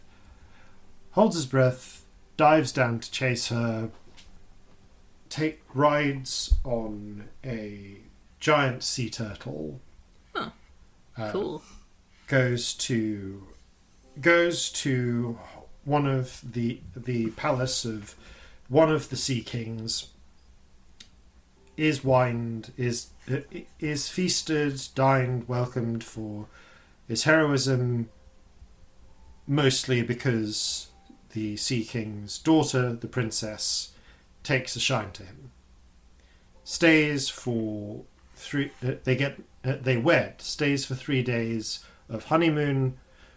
Starts says that he wishes he could go back home for a visit. A little concerned about his family. His wife says, "All right, but all right, but you'll need this." Hands him a box. Don't open the box until you're take the box up with you. Don't open it. Oh, he definitely opens it, right? He opens it. Obviously, I would. Rather than returning. He goes up. He comes back to the shore. Can't find the village. Goes to a different village. It's been 100 years. Oh, ouch. She counts from 300 years, because he was down there. He was down there for 3 days.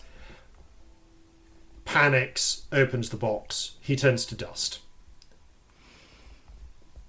Because because the box was keeping him alive and youthful, and a handsome fishing boy. Well, fishing prince at that point by marriage. Two lessons from that story. One, don't open the damned box. Yeah. When your magic sea princess bride tells you not to open a magic box. Or when a door says only death beyond in 3 different languages, you shouldn't open it. Yeah. When you've been clearly warned. Seems obvious. What?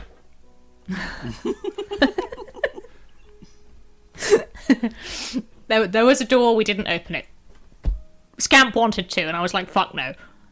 It says it in 3 languages. That is wise. We've been clearly warned. In any case, something like that then.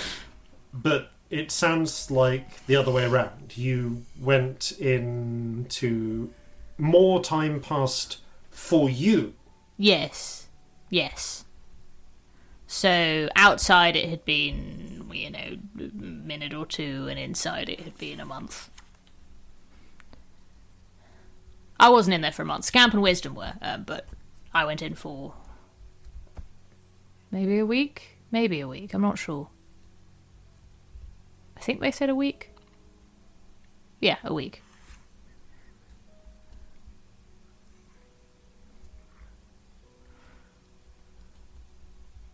We've hit the limit. Yeah, that's fine. Yep. That's super fair. For right now. It's a lot. See, this is the trouble, though. Try and tell people what you've been doing, and it's impossible. Are you hungry? I'm hungry. Yeah, actually.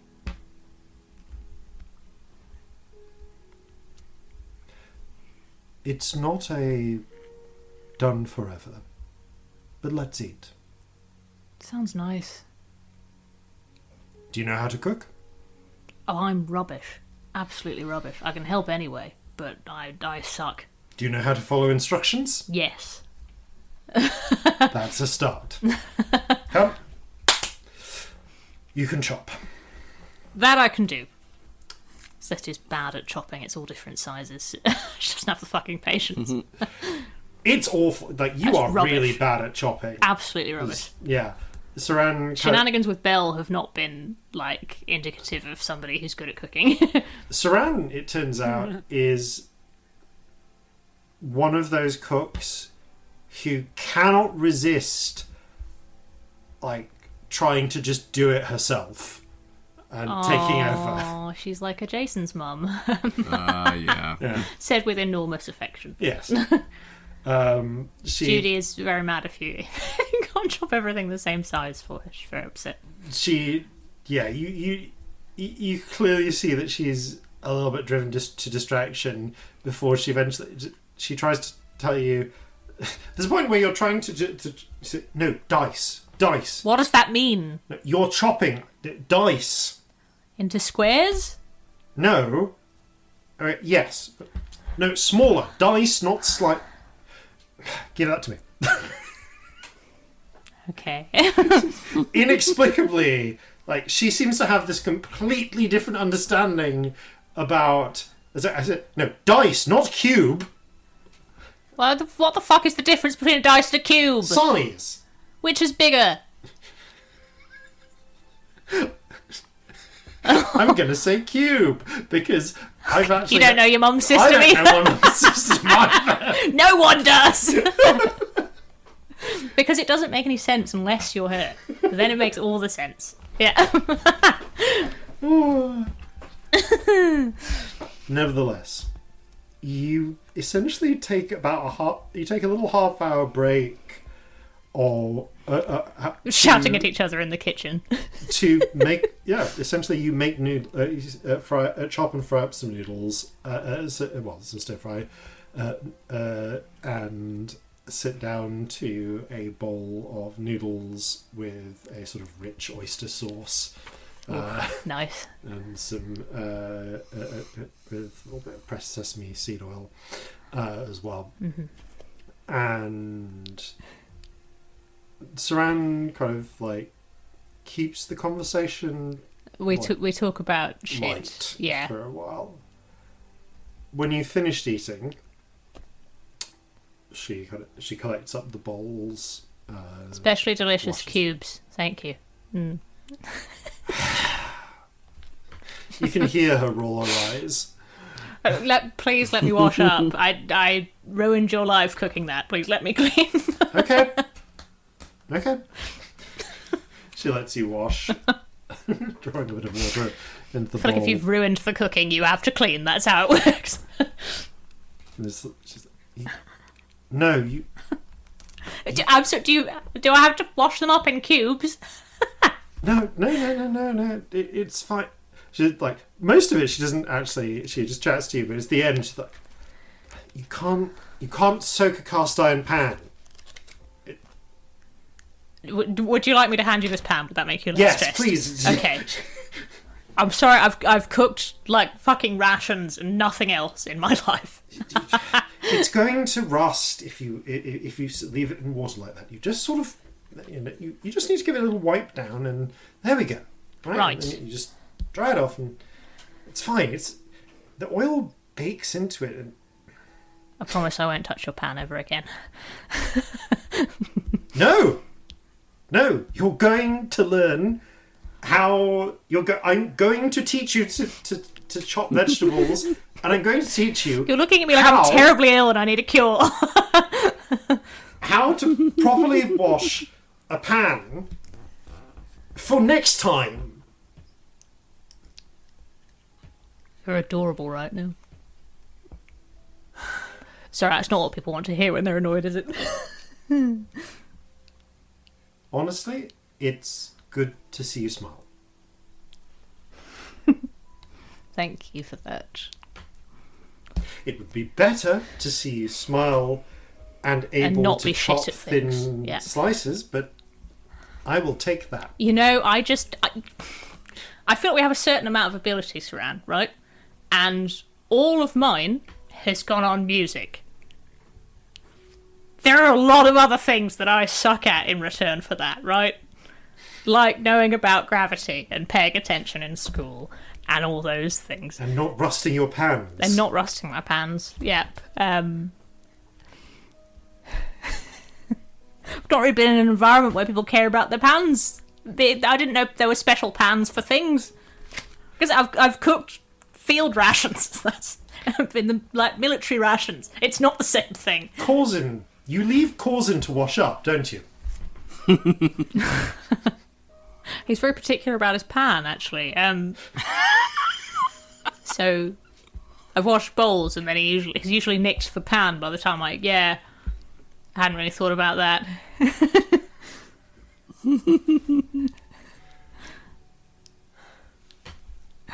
Soldiers' rations is just not the same shit.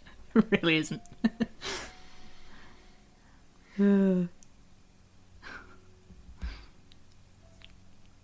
Thank you.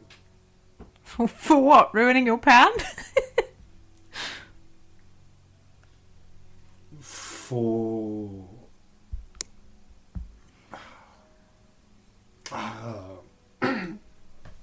I'm trying to think of... The direct translation would be for taking your backpack off for a little bit. That makes sense to me.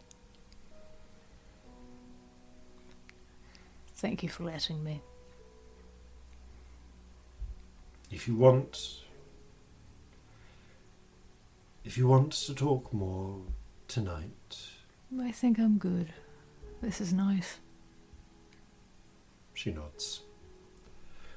You said next time. Would you like there to be a next time? I felt that was implicit. Felt nice to ask.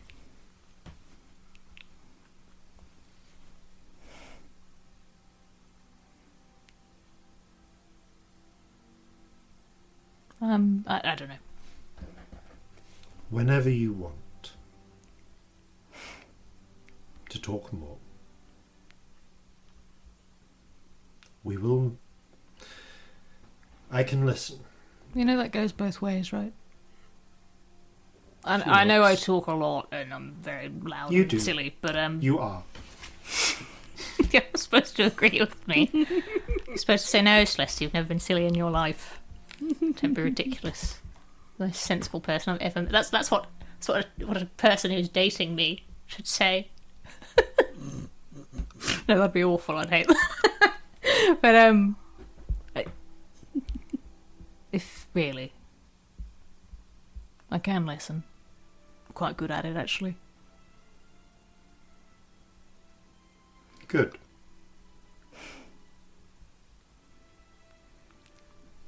But you don't need to tonight. Okay.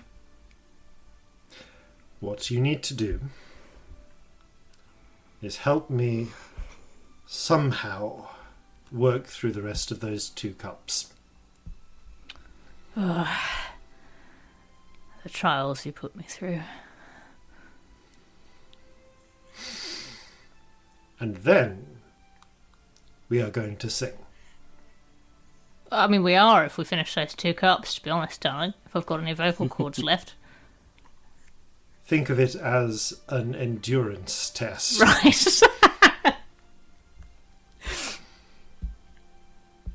How do they say? How is it again? Cheers? Cheers. I kiss her. Impulsive. If she wants to kiss. She seems a little surprised, but leans in. Oh, I don't like swiveling. No. But you lean forwards, and there's like a moment of surprise, but she leans into it. Okay. If she seems like not into it, I do. No. Give her space. She clearly is. Okay. And I think we can leave them shouting at each other in the kitchen and getting pissed. Yeah, we can pan to the dramatic black candles. Pan to the glow cap. Yeah. Pan to the glow cap. You can decide what that means compared to the fireplace. And I think that brings the end of that particular little scene. So yeah, definitely. We're gonna say next up will be Adventures with Scamp. Scamp Adventure. After these, no doubt important messages. New this month only at the Unlucky Dragon. New box premier outlet for Haldanic cuisine. Behold, Mistress Clara's Hall of Haldanic Mysteries. Whatever your problem, Mistress Clara has a solution. Satisfaction and discretion guaranteed. But don't delay, this once-in-a-lifetime opportunity must end the 30th of First Flurries. And welcome back. So, now, next up, it's Scamp time. Scamp time. Scamp time. So, at some point amidst all of this, you will have a little adventure to Porto Masidio with Corzin. But that's very much, that happens in the midst of your ongoing downtime adventure. So we talked about this, and one of the things that came up during your adventures in the Cirrus Citadel was an indication from, I believe it was Iapetos the Smith, that it is possible for you to create enchanted items, albeit through slightly different, in a different sort of way to how enchanters would do it.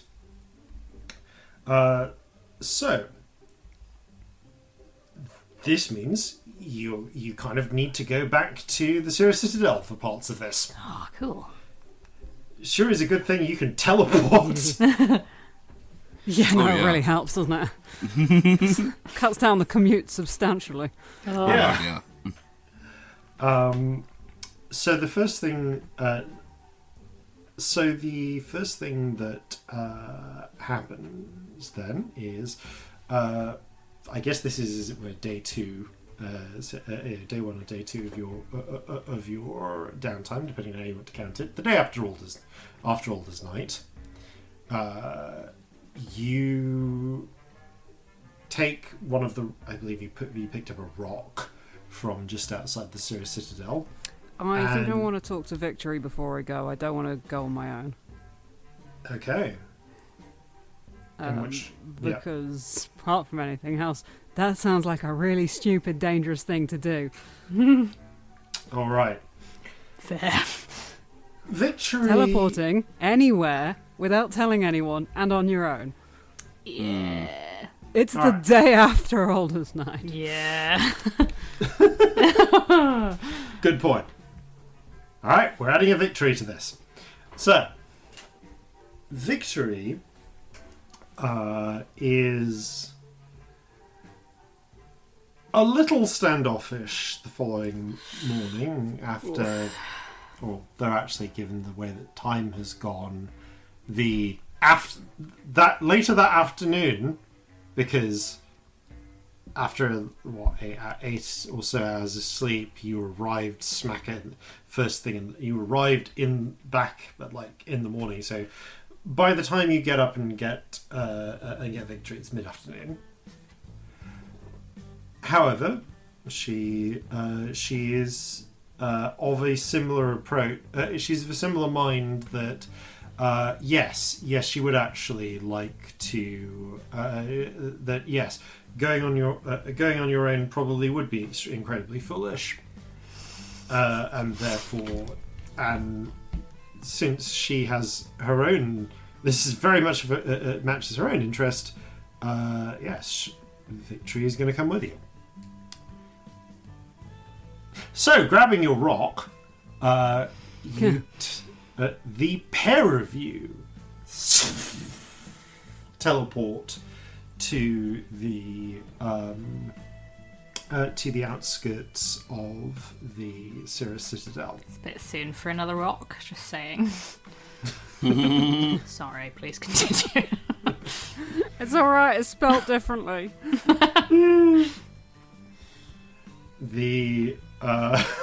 That's right, that took a moment for me to land. As with anything, the rock drops, but regardless. I mean, that's partially why I'm here. Yeah. Well, indeed. Victory kind of brushes herself off a little bit. It's strange to be back here so soon. Almost. Yeah. It felt wrong to come back without you as well. Thanks.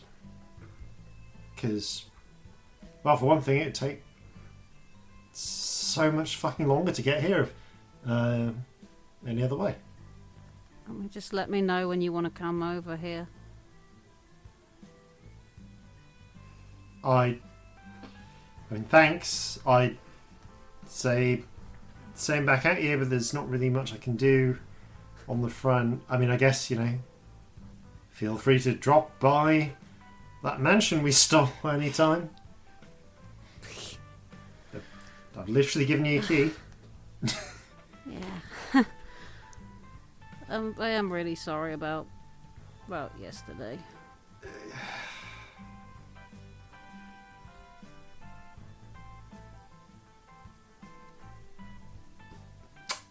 A lot happened for the last couple of days, and I'm gonna try and fix some things.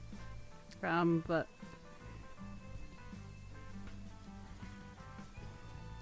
doesn't undo the bad, so I'm sorry.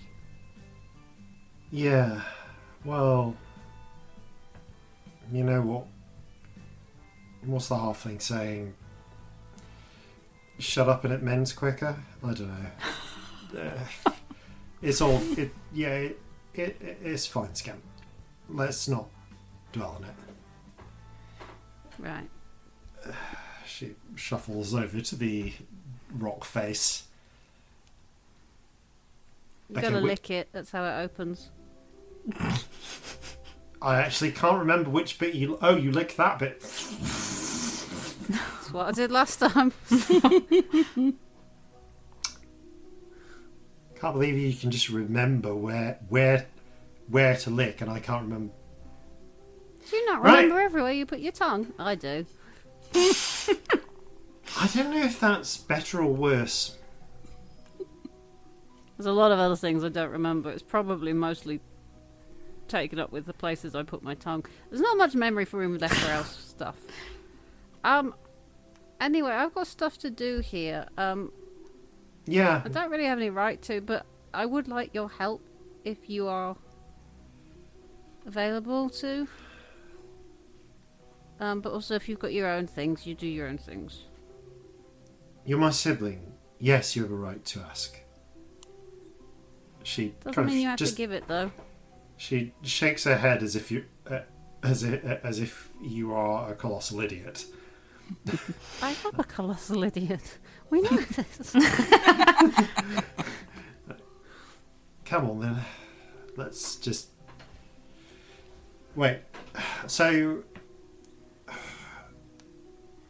what is it you need my help with? Beyond... I want to make something. Okay. Making things. I think it'll be quicker with two of us. Plus, the smith, because the smith knows how to make things. If he's going to help. I don't know. Well, I suppose we should find out. So. Or at least tell us how to do it. Yeah, which I guess can't hurt to go ask him. Yeah.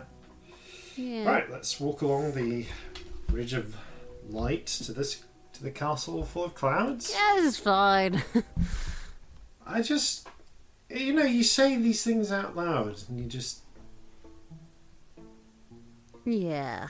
The pair of you reach the cloud castle. The illusory form of Thea appears and starts her greeting, and Victory kind of waves out. We know this bit. We've been here before. We don't. Yeah, done that bit. The illusory giant sort of fades, and you can see beyond. There is the pair of doors open, and you can see there is a golden archway leading to.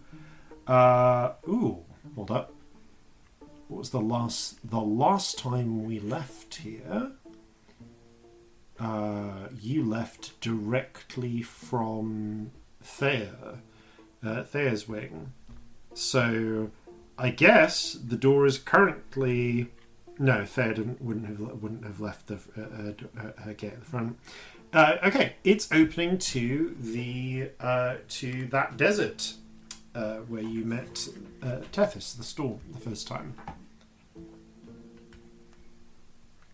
I brought loads of books and sandwiches for the various people that I promised books and sandwiches. So I'll just drop those off as we go through until we get to the smith. Okay, right. That's adorable. You begin a whistle-stop tour. Stepping into the into the desert. There's again the whistling winds around you, the windswept plains and dunes. Okay, do we have to walk through this whole... Got you. I don't know. I've got a book and some books and a sandwich. Sandy, do we have to do this again? There is a rushing of wind, and a voice calls, and you hear someone laughing behind you. You look round and you can see stood in the amidst the dusty plains is the dusky-skinned Ferocian halfling, Sandy, red hair streaming in the wind. No, you don't actually have to go through the whole thing again. You've passed the test. I remember. Oh, good. Your books. Thank you. And a sandwich. This one is sausage and jam. She takes a bite. It's a surprisingly tasty combination. So, did you find out who you were? Oh yeah, no, we're both new. Wow. Yeah. Tell me all about it sometime. So, do you have wings? We're gonna have to make some. Did Thea tell you how to access them? No, but did say to come back when we wanted to make them, I think. Okay. Well, I guess normally your own echo would tell you, but she gestures to the golden archway. You can just put your hand on the arch and ask it to open to your wing. Can it do that for other people's wings?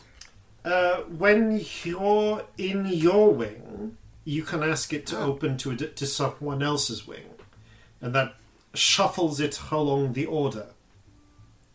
So I think you said which wing did you go through before you got to me?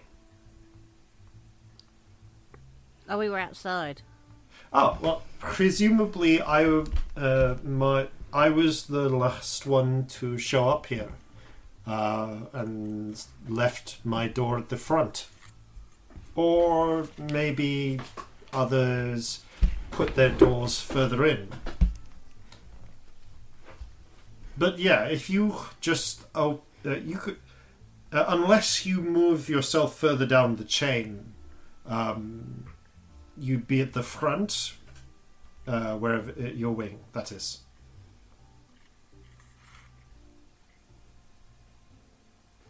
Right, but we're not, so we can't do that. We haven't got them.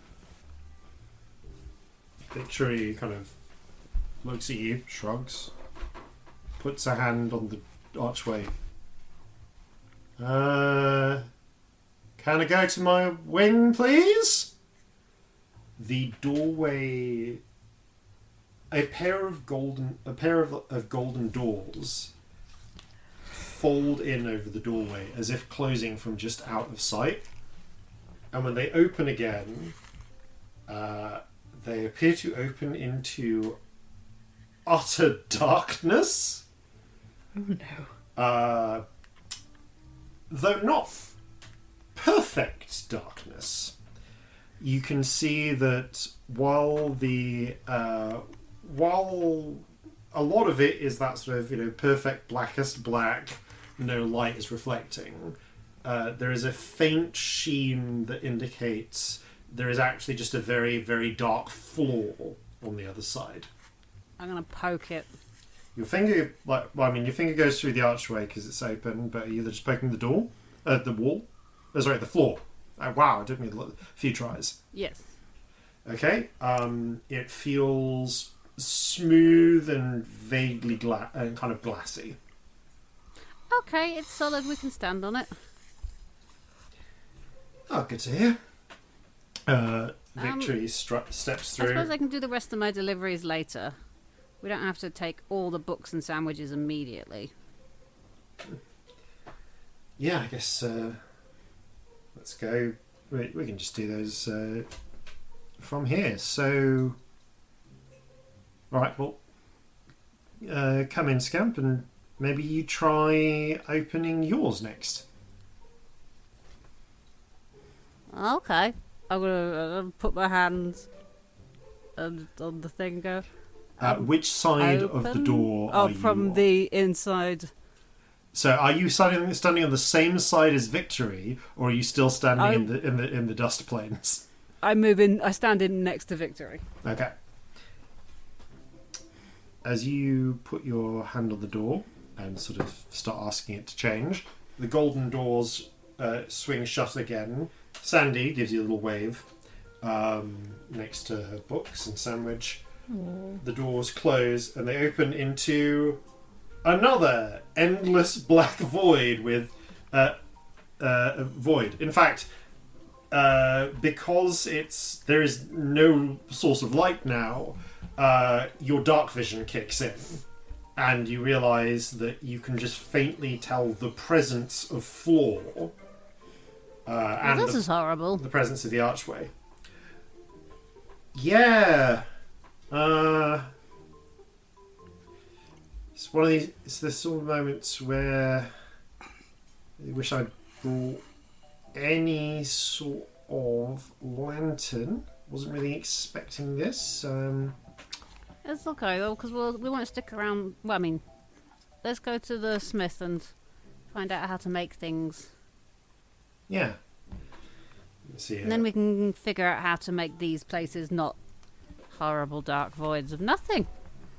Yeah. I suppose you can do those little dancey light things that Celestia could do. No. She kind of like gestures. I can shoot some like glowy stuff around, but it might damage something if it hits it. If there's anything to hit. I'm honestly not sure there is. But okay. She gestures over to you then. Your place or mine? Well, let's go see the smith. Okay. Does it matter whose we go from? Not really, does it? No, not really. They're pretty identical. You put. I hope no one turns up and goes through them. Would be ever so embarrassing, isn't it? If another sorcerer turned up and this is what we've got. Like, just haven't bothered yet. What would the neighbours think? Just like a pair of cardboard boxes. 2 deck chairs that you managed to bring around. And a mattress on the floor. Yeah. And a lamp that's just, again, on the floor. Yeah. You put a hand on the archway and the doors close and reopen. And this time you find yourselves appearing in the same sort of cathedral-like atrium where you fought the steel statue. The steel statue, by the way, appears to have been reforged and is once again standing sort of statuesque in front of the distant archway. Hello. There is, you see a little. There's a cracking sound, and a small door, sort of concealed panel, opens in one of the stone walls nearby, and you see stepping out is the wiry hobgoblin that you did before with various. With his different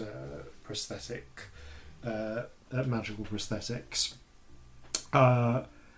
You notice that he's got he appears to have a jug of something and takes a swig of it as you come in. Looks at the pair of you, frowns at Victory. Not done with the eye yet. Come back in a month. That's the. Oh. We're not here for that yet. No. But thank you. And thank you for the legs. They are very appreciated by their new owner. So, what do you want? I would like to make something. Can you tell me how? There's a pause for a moment. He opens his mouth, takes another swig from the jug. I can start you off. Okay. Have a seat. He just gestures at the floor. Sit on the floor. I like the floor. Yeah, he sits on the floor next to you. He sits on the floor as well. Okay. Do you know how to... have you found yourselves and your wings yet? Yeah, broadly, it's involved. It's complicated, but we've been through everywhere. Okay. So, the first thing that if you have not learned it yet, the first thing you need to know is you can make anything in your wing, but you can't take it out. You can only take out things that you brought in or are made from things you brought in. Okay. Good place to practice. Bit of a problem otherwise.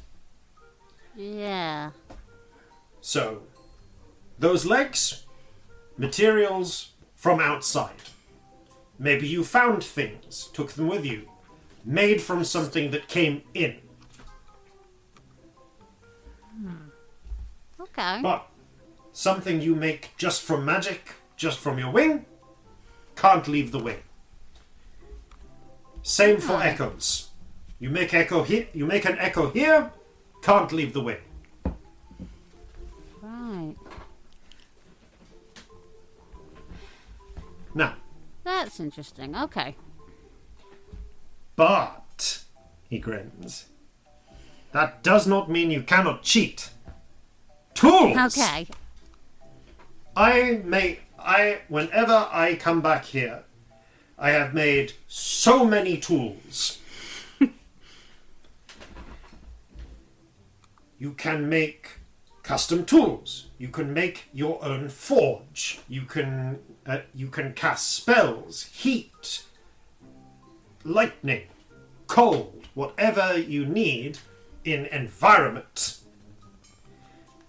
But material has to come from outside. Okay. Now, do you know anything about how enchanting works for enchanters? The way dwarves do it, say. Something to do with runes. Any more than that? Nope. Good! Forget what you know! It is useless to you! That's not hard. My brain is full of things I licked. Remember that. Licking things, you never know when it will come in use. Now, the way that we make magic is... It is like a duck. Not one thing or the other. Not a thing of the air, not a thing of the water. Yes? Yes. Not a fish, not a bird. Ducks are magic. Magic is ducks. You'll see Victory's eye, like, Victory's one good eye twitching. I'm pretty sure a duck's a bird. No!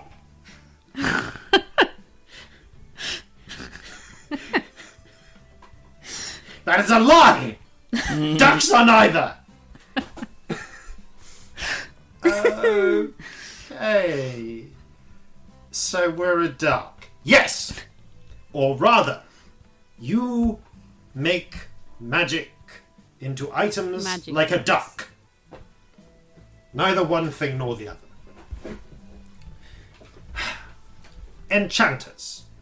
They have to put everything together piece by piece and understand all of it.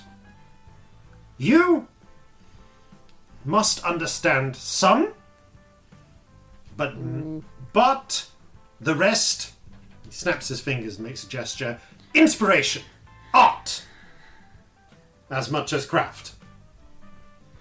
But Okay. not all inspiration, not just, he just sort of gestures, colour and feelings. In between. Enchanter.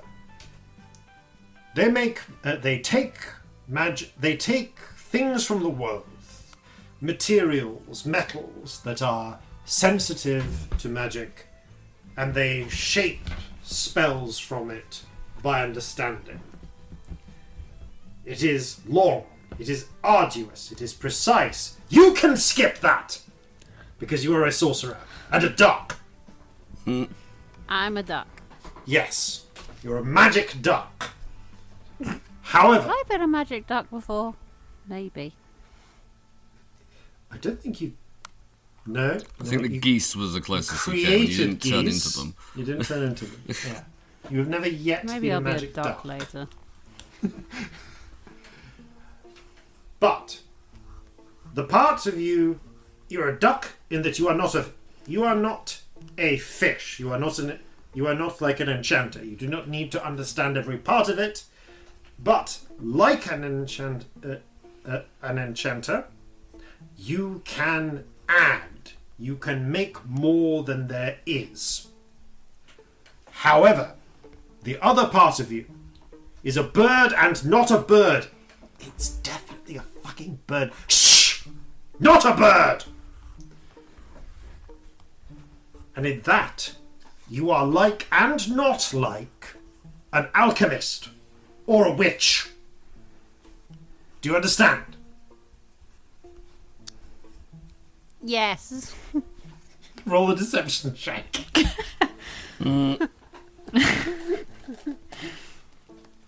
That is a natural 20 for a 30. Excellent. I do not need to explain further. We can move on from here. I don't understand. Very well. We're fish duck birds. I will... Yes, this one understands. Like an alchemist enchanter. Exactly. Mashed together. He looks at Victory. Girl, when you understand that you are a mashed fish... duck, magic duck, enchanter fish, then you will understand how to enchant. I'm an alchemist fish witch. What? You are... But you are like... But not the same. Alchemist, all they can do is steal magic. They take magic that exists and they preserve it. You want to turn someone to stone with a look? You go find a gorgon and carve out her eyes and give them to an alchemist. Then, he snaps his fingers, alchemist steals the power to stone someone with a look. So you're saying we need to get an alchemist to scoop a gorgon's eyes out if we want to get stoned? Yes! Right, well, I don't think I'll be doing that. So, but what you're saying, you must. We're going to have to do some of that. We'll have to take some power from something and make it bigger by doing more. What a fish does with metal. Yes. You must be a metal fish and also a witch bird. But witches can make power, but it takes power. They cannot give you more. They cannot get more than they give, and often they get less. Okay, but we can. You can we're exchange a and fish build. bird. Yes, because you are a duck. This makes perfect sense. So, you will need to do both. And like the witch, the things, although you can change the magic you take, it must be close. It must follow. Okay, so I can't take a turning stone eyes and make someone a giant, because those aren't the same kind of magic. It would be hard, but possible. You could take the eyes and make it so when you looked at someone, they grew. But it is further. You can take part of one and change it into the other. The more potent the material, the more you can put into it. The closer what it already does is to what you want, the less far you have to travel. Half fish, half bird. Half craft, half inspiration. You can change the materials That, and knowing the materials you need, knowing how to work them, that is craft. Taking disparate parts, unifying them into a whole, that is art. That is where your magic will fill the gaps, where your inspiration must fill the gaps. Things must be of a theme to what you need.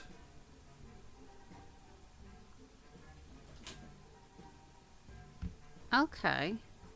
This makes sense. Well, thank fuck it makes sense to you. It's perfectly logical. Everything else is knowing how to build and make the things. Okay. Can't make a magic sword unless you know how to make a sword. Well, I don't need it to be anything specific. I was thinking a hat, because I've gotten quite good at hats. If you are not a skilled hat maker, make a simple hat. Okay. So, what do you want the hat to do? What, Magic Duck, do you want the hat to be? So, yesterday, I nearly killed a child, and I'd like not to do that again. And this child seems to end up in high places a lot, and I'd really like him to not fall to his death, ever. So a hat that will stop him falling. And maybe make him fly as well, because he likes that. Hat to stop falling and to fly. Just to get out of, like, harm's way. What? Doesn't need to be lots of flying, but, you know, just away from something. Out the way, where he won't get hurt. But also won't fall to his death. That's the really important part. Well then. Here is where you must decide. Do you start with the bird or the fish? Do you start with things or ideas?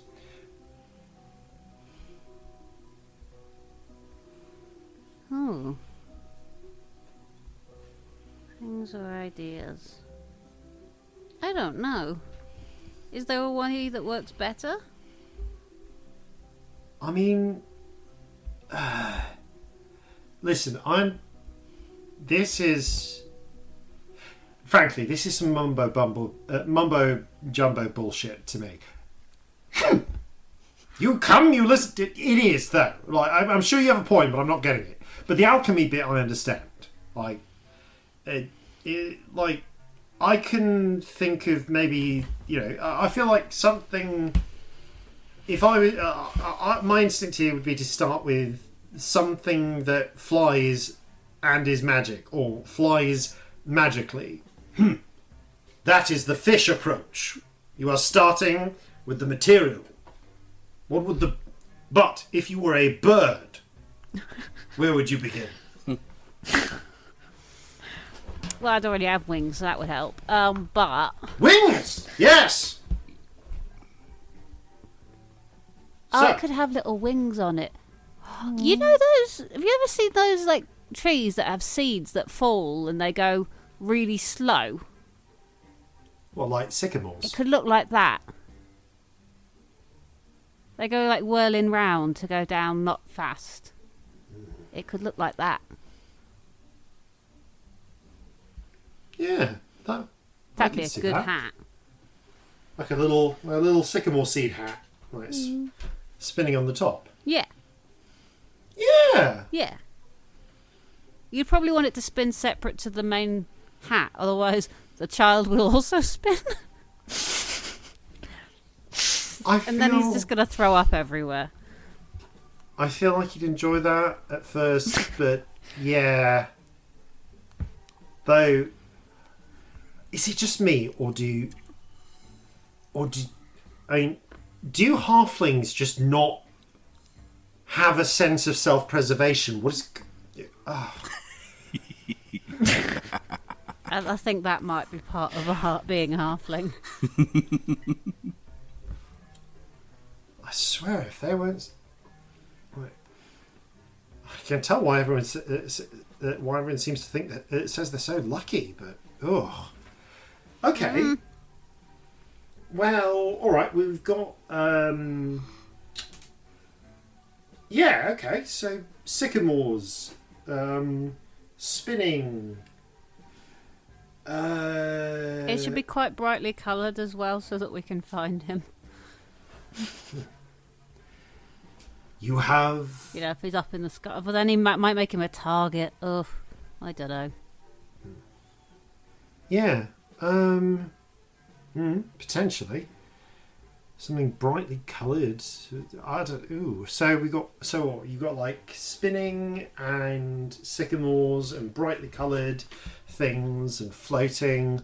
Like, I'm picturing one of those like little caps with a propeller on that you get a theme for. It's 100% all a propeller cap. That's what I'm making. That's incredible. I adore you. Yeah, I mean, flying magic, giant. I don't know. It's like a giant eagle. Are giant eagles magic? Oh, what are those things that we fought? Some things. They were flying. There were people on them. Dragons?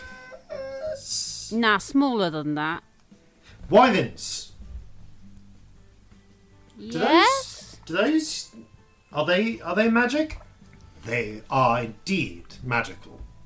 Too heavy to fly otherwise. Oh. Okay. I mean, that's an option. That, like, maybe. In which Would case, that do it? Perhaps. Now, Do we have to have a whole one, like a live one? here is where you must meld the fish and the bird. Trust to your instincts. Your soul will know what to do. Uh-oh. My soul's saying lick a wyvern. I don't think that's a good idea.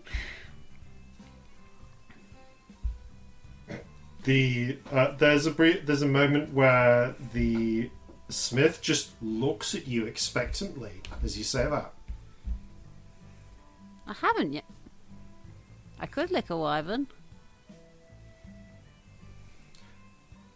Wonder what they taste of.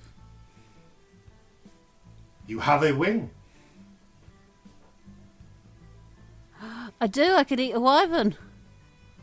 I don't think I could just lick one. I'd have to eat the whole wyvern. I think we need to find a wyvern and bring it here. I suppose they do exist tame. Victory. We didn't kill the wyvern. It would, wouldn't it? So I guess it doesn't need to be a live wyvern.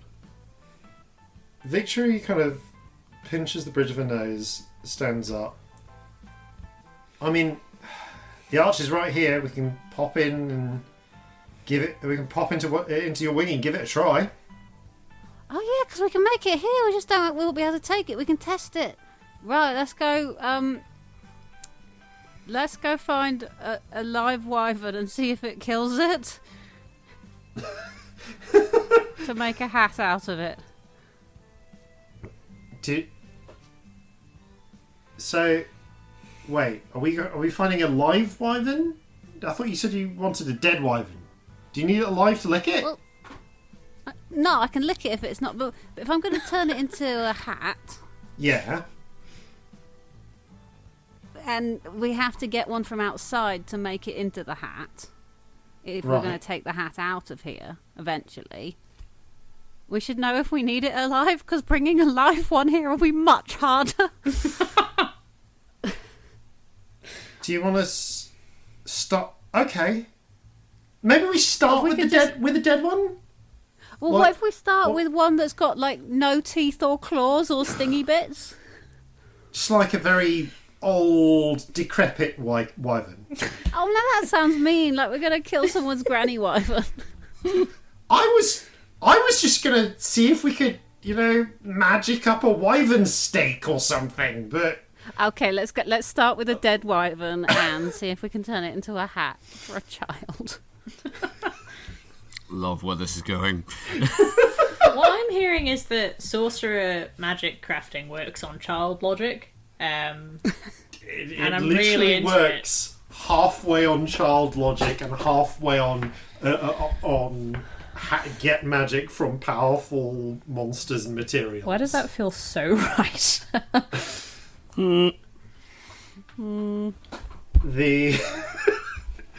You put a hand on the archway and open and you realise you don't even need to say it. You can just think your wing, and the doors close and reopen to the endless black void. I'm going to try imagining it not an endless black void. Just put some light in there. Roll, because it's the first time you're doing it, roll an Arcana check? No. Roll a Charisma check plus proficiency. Okay. 24. Ooh. You step in and you try to will light. And you can feel the room, the air seems to charge, like almost seems to vibrate. There's like a sort of potential that builds up in and around you. But you feel there's something missing. You feel like you need to put this into words. I want you to know. What do you say? I would like there to be light from a big glowing duck. A giant glowing duck. There should be a giant glowing duck here. As you say, you say this out loud, and the potential seems to come together, at once collapsing into one state of being and condensing into your will. And, right, you said giant, and this is kind of following your intent as well, because it's you doing it. As you say, I would like there to be light coming from a giant glowing duck. Because that sourceless light was unnerving. I didn't like it. The giant glowing duck is much better. Oh yeah, just like much less light weird. Coalesces above you, and then forms and hardens into a tiny, like a tiny sun that billows out, taking the shape of a gargantuan golden duck. The duck is it's like a duck statue. Rather, actually, no, you said a giant golden duck. Right. And I know how Scamp's thing or two about how Scamp's mind works. So there is a giant. The light billows and hardens into the form of a gargantuan mallard, golden, with light streaming out of it in every direction, which begins to serenely wing its way in a vast circle around the up above. I've not actually played Tears of the Kingdom, but we're kind of in the sort of like Zelda Sky Dragon territory, except it's a giant fuck off duck, and it illuminates. Hello, duck. From above, a vast and earth-shaking. You shall guard this place for me until I figure out how to make it better. So it has been said. Please add to your notes that So the now if wing, another sorcerer comes through, there's just a big space and a duck. Yeah, the wing now That's my wing. contains. Please add to your notes that the wing contains a vast guardian light duck. It's so derpy in my head as well. Explain it. When I said Like this, super derpy. this duck is like. It's somewhere between a real, albeit gold and shining with the light of the sun. It's somewhere between like a real duck and the duck puppet from Rosie and Jim.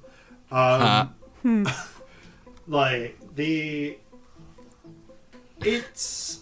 By the way, it also reveals the rest of your wing, which right now appears to basically be kind of glassy, faintly reflective, and translucent. The duck definitely looks like my duck. I won a duck last episode. Oh, It looks like my painted duck from the fair. It looks like the porcelain duck, but gold and shining light everywhere. Yeah, Yes. it's the fair duck. It's the porcelain duck you want at the fair. This is but the fair wings. duck. It decides what's fair. Okay, please I add to love your that. notes that the guardian light duck also acts as a judge. This is like a terrible power for Scamp to have, and I'm so into it. Anyone got Moby Duck in their head right now? Yeah. Yes. Now I have. The ground is still glassy, but like with a kind of translucent white glassish material stretching as far as the eye can see, and the sky, and there is now a sky,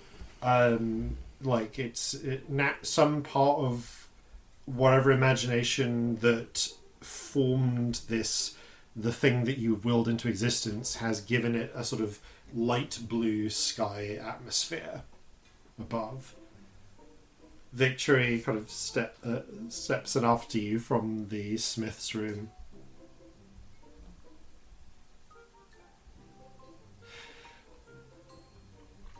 I mean, it's a hell of a visual metaphor for something. I don't know what. It's my duck. We needed some light, so you know. And magic ducks. Well, how else are you going to light a place? No, that seems fair. I really wish I had some wyvern steaks. Nothing happens. I think you can only do it in yours. One moment. Puts a hand on the door. On the arch. The doors close. The smith's room wing vanishes. Opens to the black void. She steps in. I really wish I had some wyvern steak. And with a sort of strange condensation of magic, you see a silver platter seem to form into existence around her outstretched hand. She reaches out and grabs it, and there is like in cartoons you get those like T-bone steaks. Yes. Yeah, it's like that, but wyvern and medium rare. Oh, fantastic! She steps back through. As she steps back through, the wyvern steak, the plate, and all just evaporate into mist. Oh. Right, Well, I wish can't- you had some wyvern steak. And pretty much, and a different set of mist coalesces and forms the same again. Although this time it's more like she's got a big, one of those like porcelain gravy boat, like oven dish things. That's like, actually, no, it's more like white enamel with the blue rims. And this time, Casserole dish. a casserole dish. Yeah, she's got a casserole dish, and this time it's not like the T-bone steak. It's like a haunch of roasted wyvern leg, kind of like you get like leg of lamb sort of. In appearance. It comes with gravy, apparently, as well. I'm gonna lick it. You lick the wyvern the wyvern joint, and as you kind of smack your lips a bit, tasting the gravy, against all logic, you do feel a strange instinct kick in from licking this. A sense, as you kind of hold in your mind the inspiration, the sense of like this little flying hat thing, and taste the actual, taste the wyvern meat. You get a sort of sensation of what you need to do, what you might need, and how you might need to do it to bridge the gap between wyvern and and the helicopter hat. No, that word doesn't exist. Sycamore hat. And it tastes like flying. It strangely does. It tastes like flying and also floating. It actually tastes like... You can sense that there's a few different... There's different ways this could go, but... And you kind of get... There's a part of an instinct that that you get as you kind of lick it, as you kind of like muse over the taste, that you could take this in other... You could take the magic of the wyvern in other directions, but going from point A to point B, as it were, you can see there's two ways that naturally occur. As it were, a cheap way and an expensive and a more expensive or difficult way.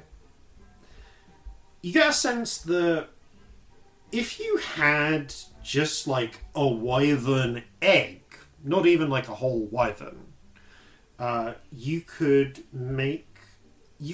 transform it into a hat, or perhaps extract the magic and put it into a hat in such a way that that little Corzin, or whoever wore it, might be able to kind of like levitate up and down for up to maybe 10 minutes in a day, and if they were falling, might suddenly be able to slow their fall for a minute once in a given day. It'd probably take you a week to do, and because you're not good at making hats, you probably would need to get someone to make the hat, and then you could do the magic to meld it together.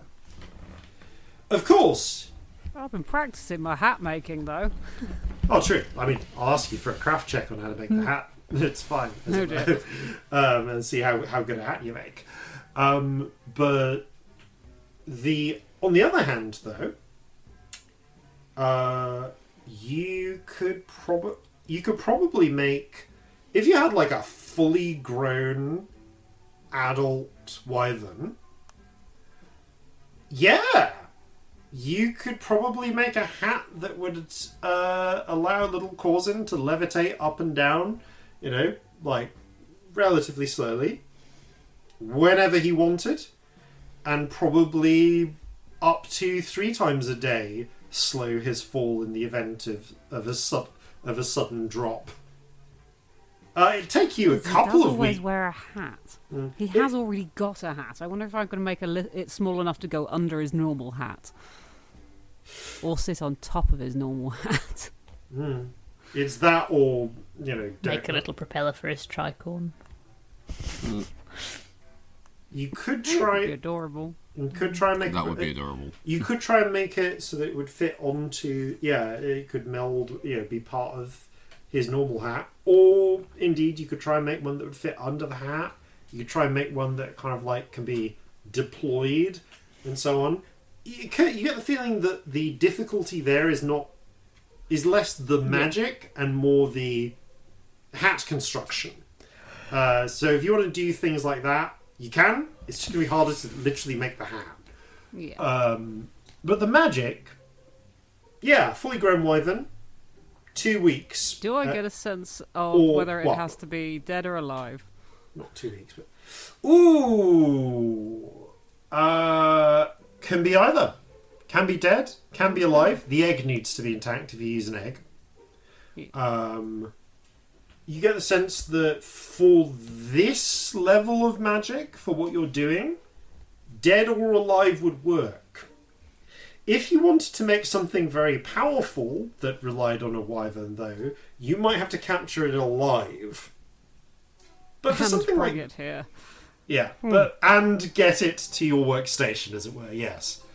However, just unlimited levitation, a dead wyvern would do. Fully grown adult, though. And yeah, it would take 2 work weeks, so like 1 full week, as it were, or half that with Victory helping you. Right. I mean, if you're willing to help, I think I can do it in a week. And I can do a slightly less good one if I get just an egg. But I kind of feel like if we're going to do the thing properly, I probably should get the big version.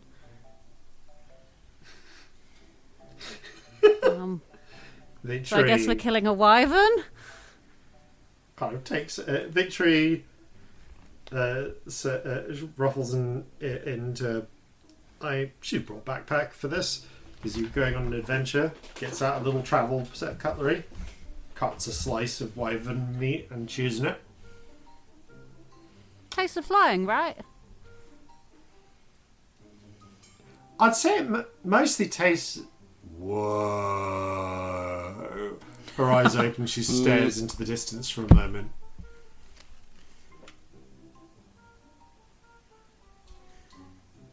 I have some... Oh, this is giving me some wild ideas. Good. No. Possible, but... We'd have to kill a lot of wyverns. No, we'd have to capture a lot of wyverns. What would you make? Flying ship. I was going to say flying ship. No. How long does it take to breed wyverns? Can you just get a couple and get loads? I'm pretty sure they take years and years to reach maturity. I don't... Oh, who's got that sort of patience? We'd have...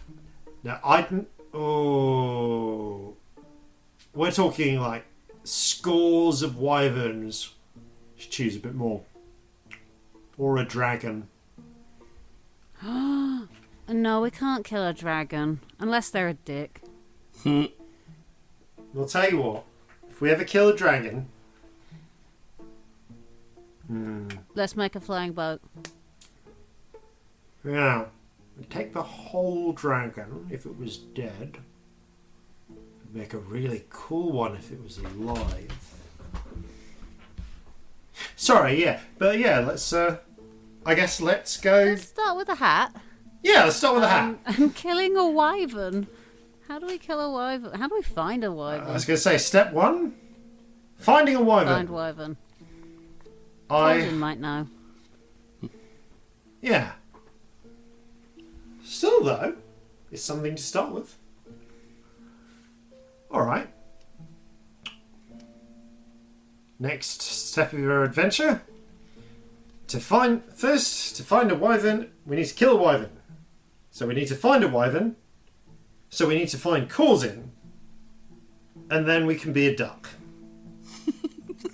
I think we're the duck already. The duck was in a sinus all along. And then you made it appear in the sky. The duck was the giant duck in the sky we manifested through sheer willpower all along.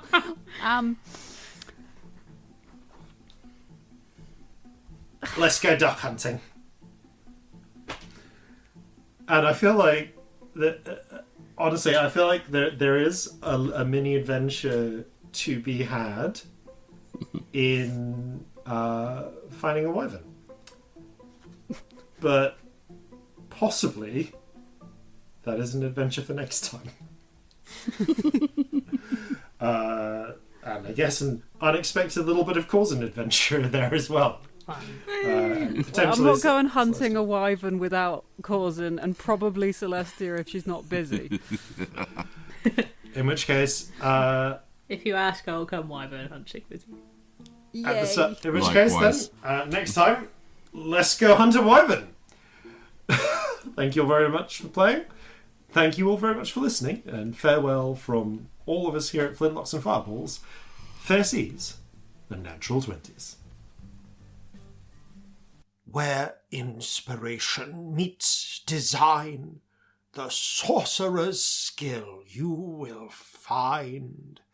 To craft you must be like the duck, not fish nor fowl, but what the fuck? So gather your muskets, gather your spears, we'll plunder the shores of Calcinea. No kraken, storm or spell we fear, so come and sail with us, my dear.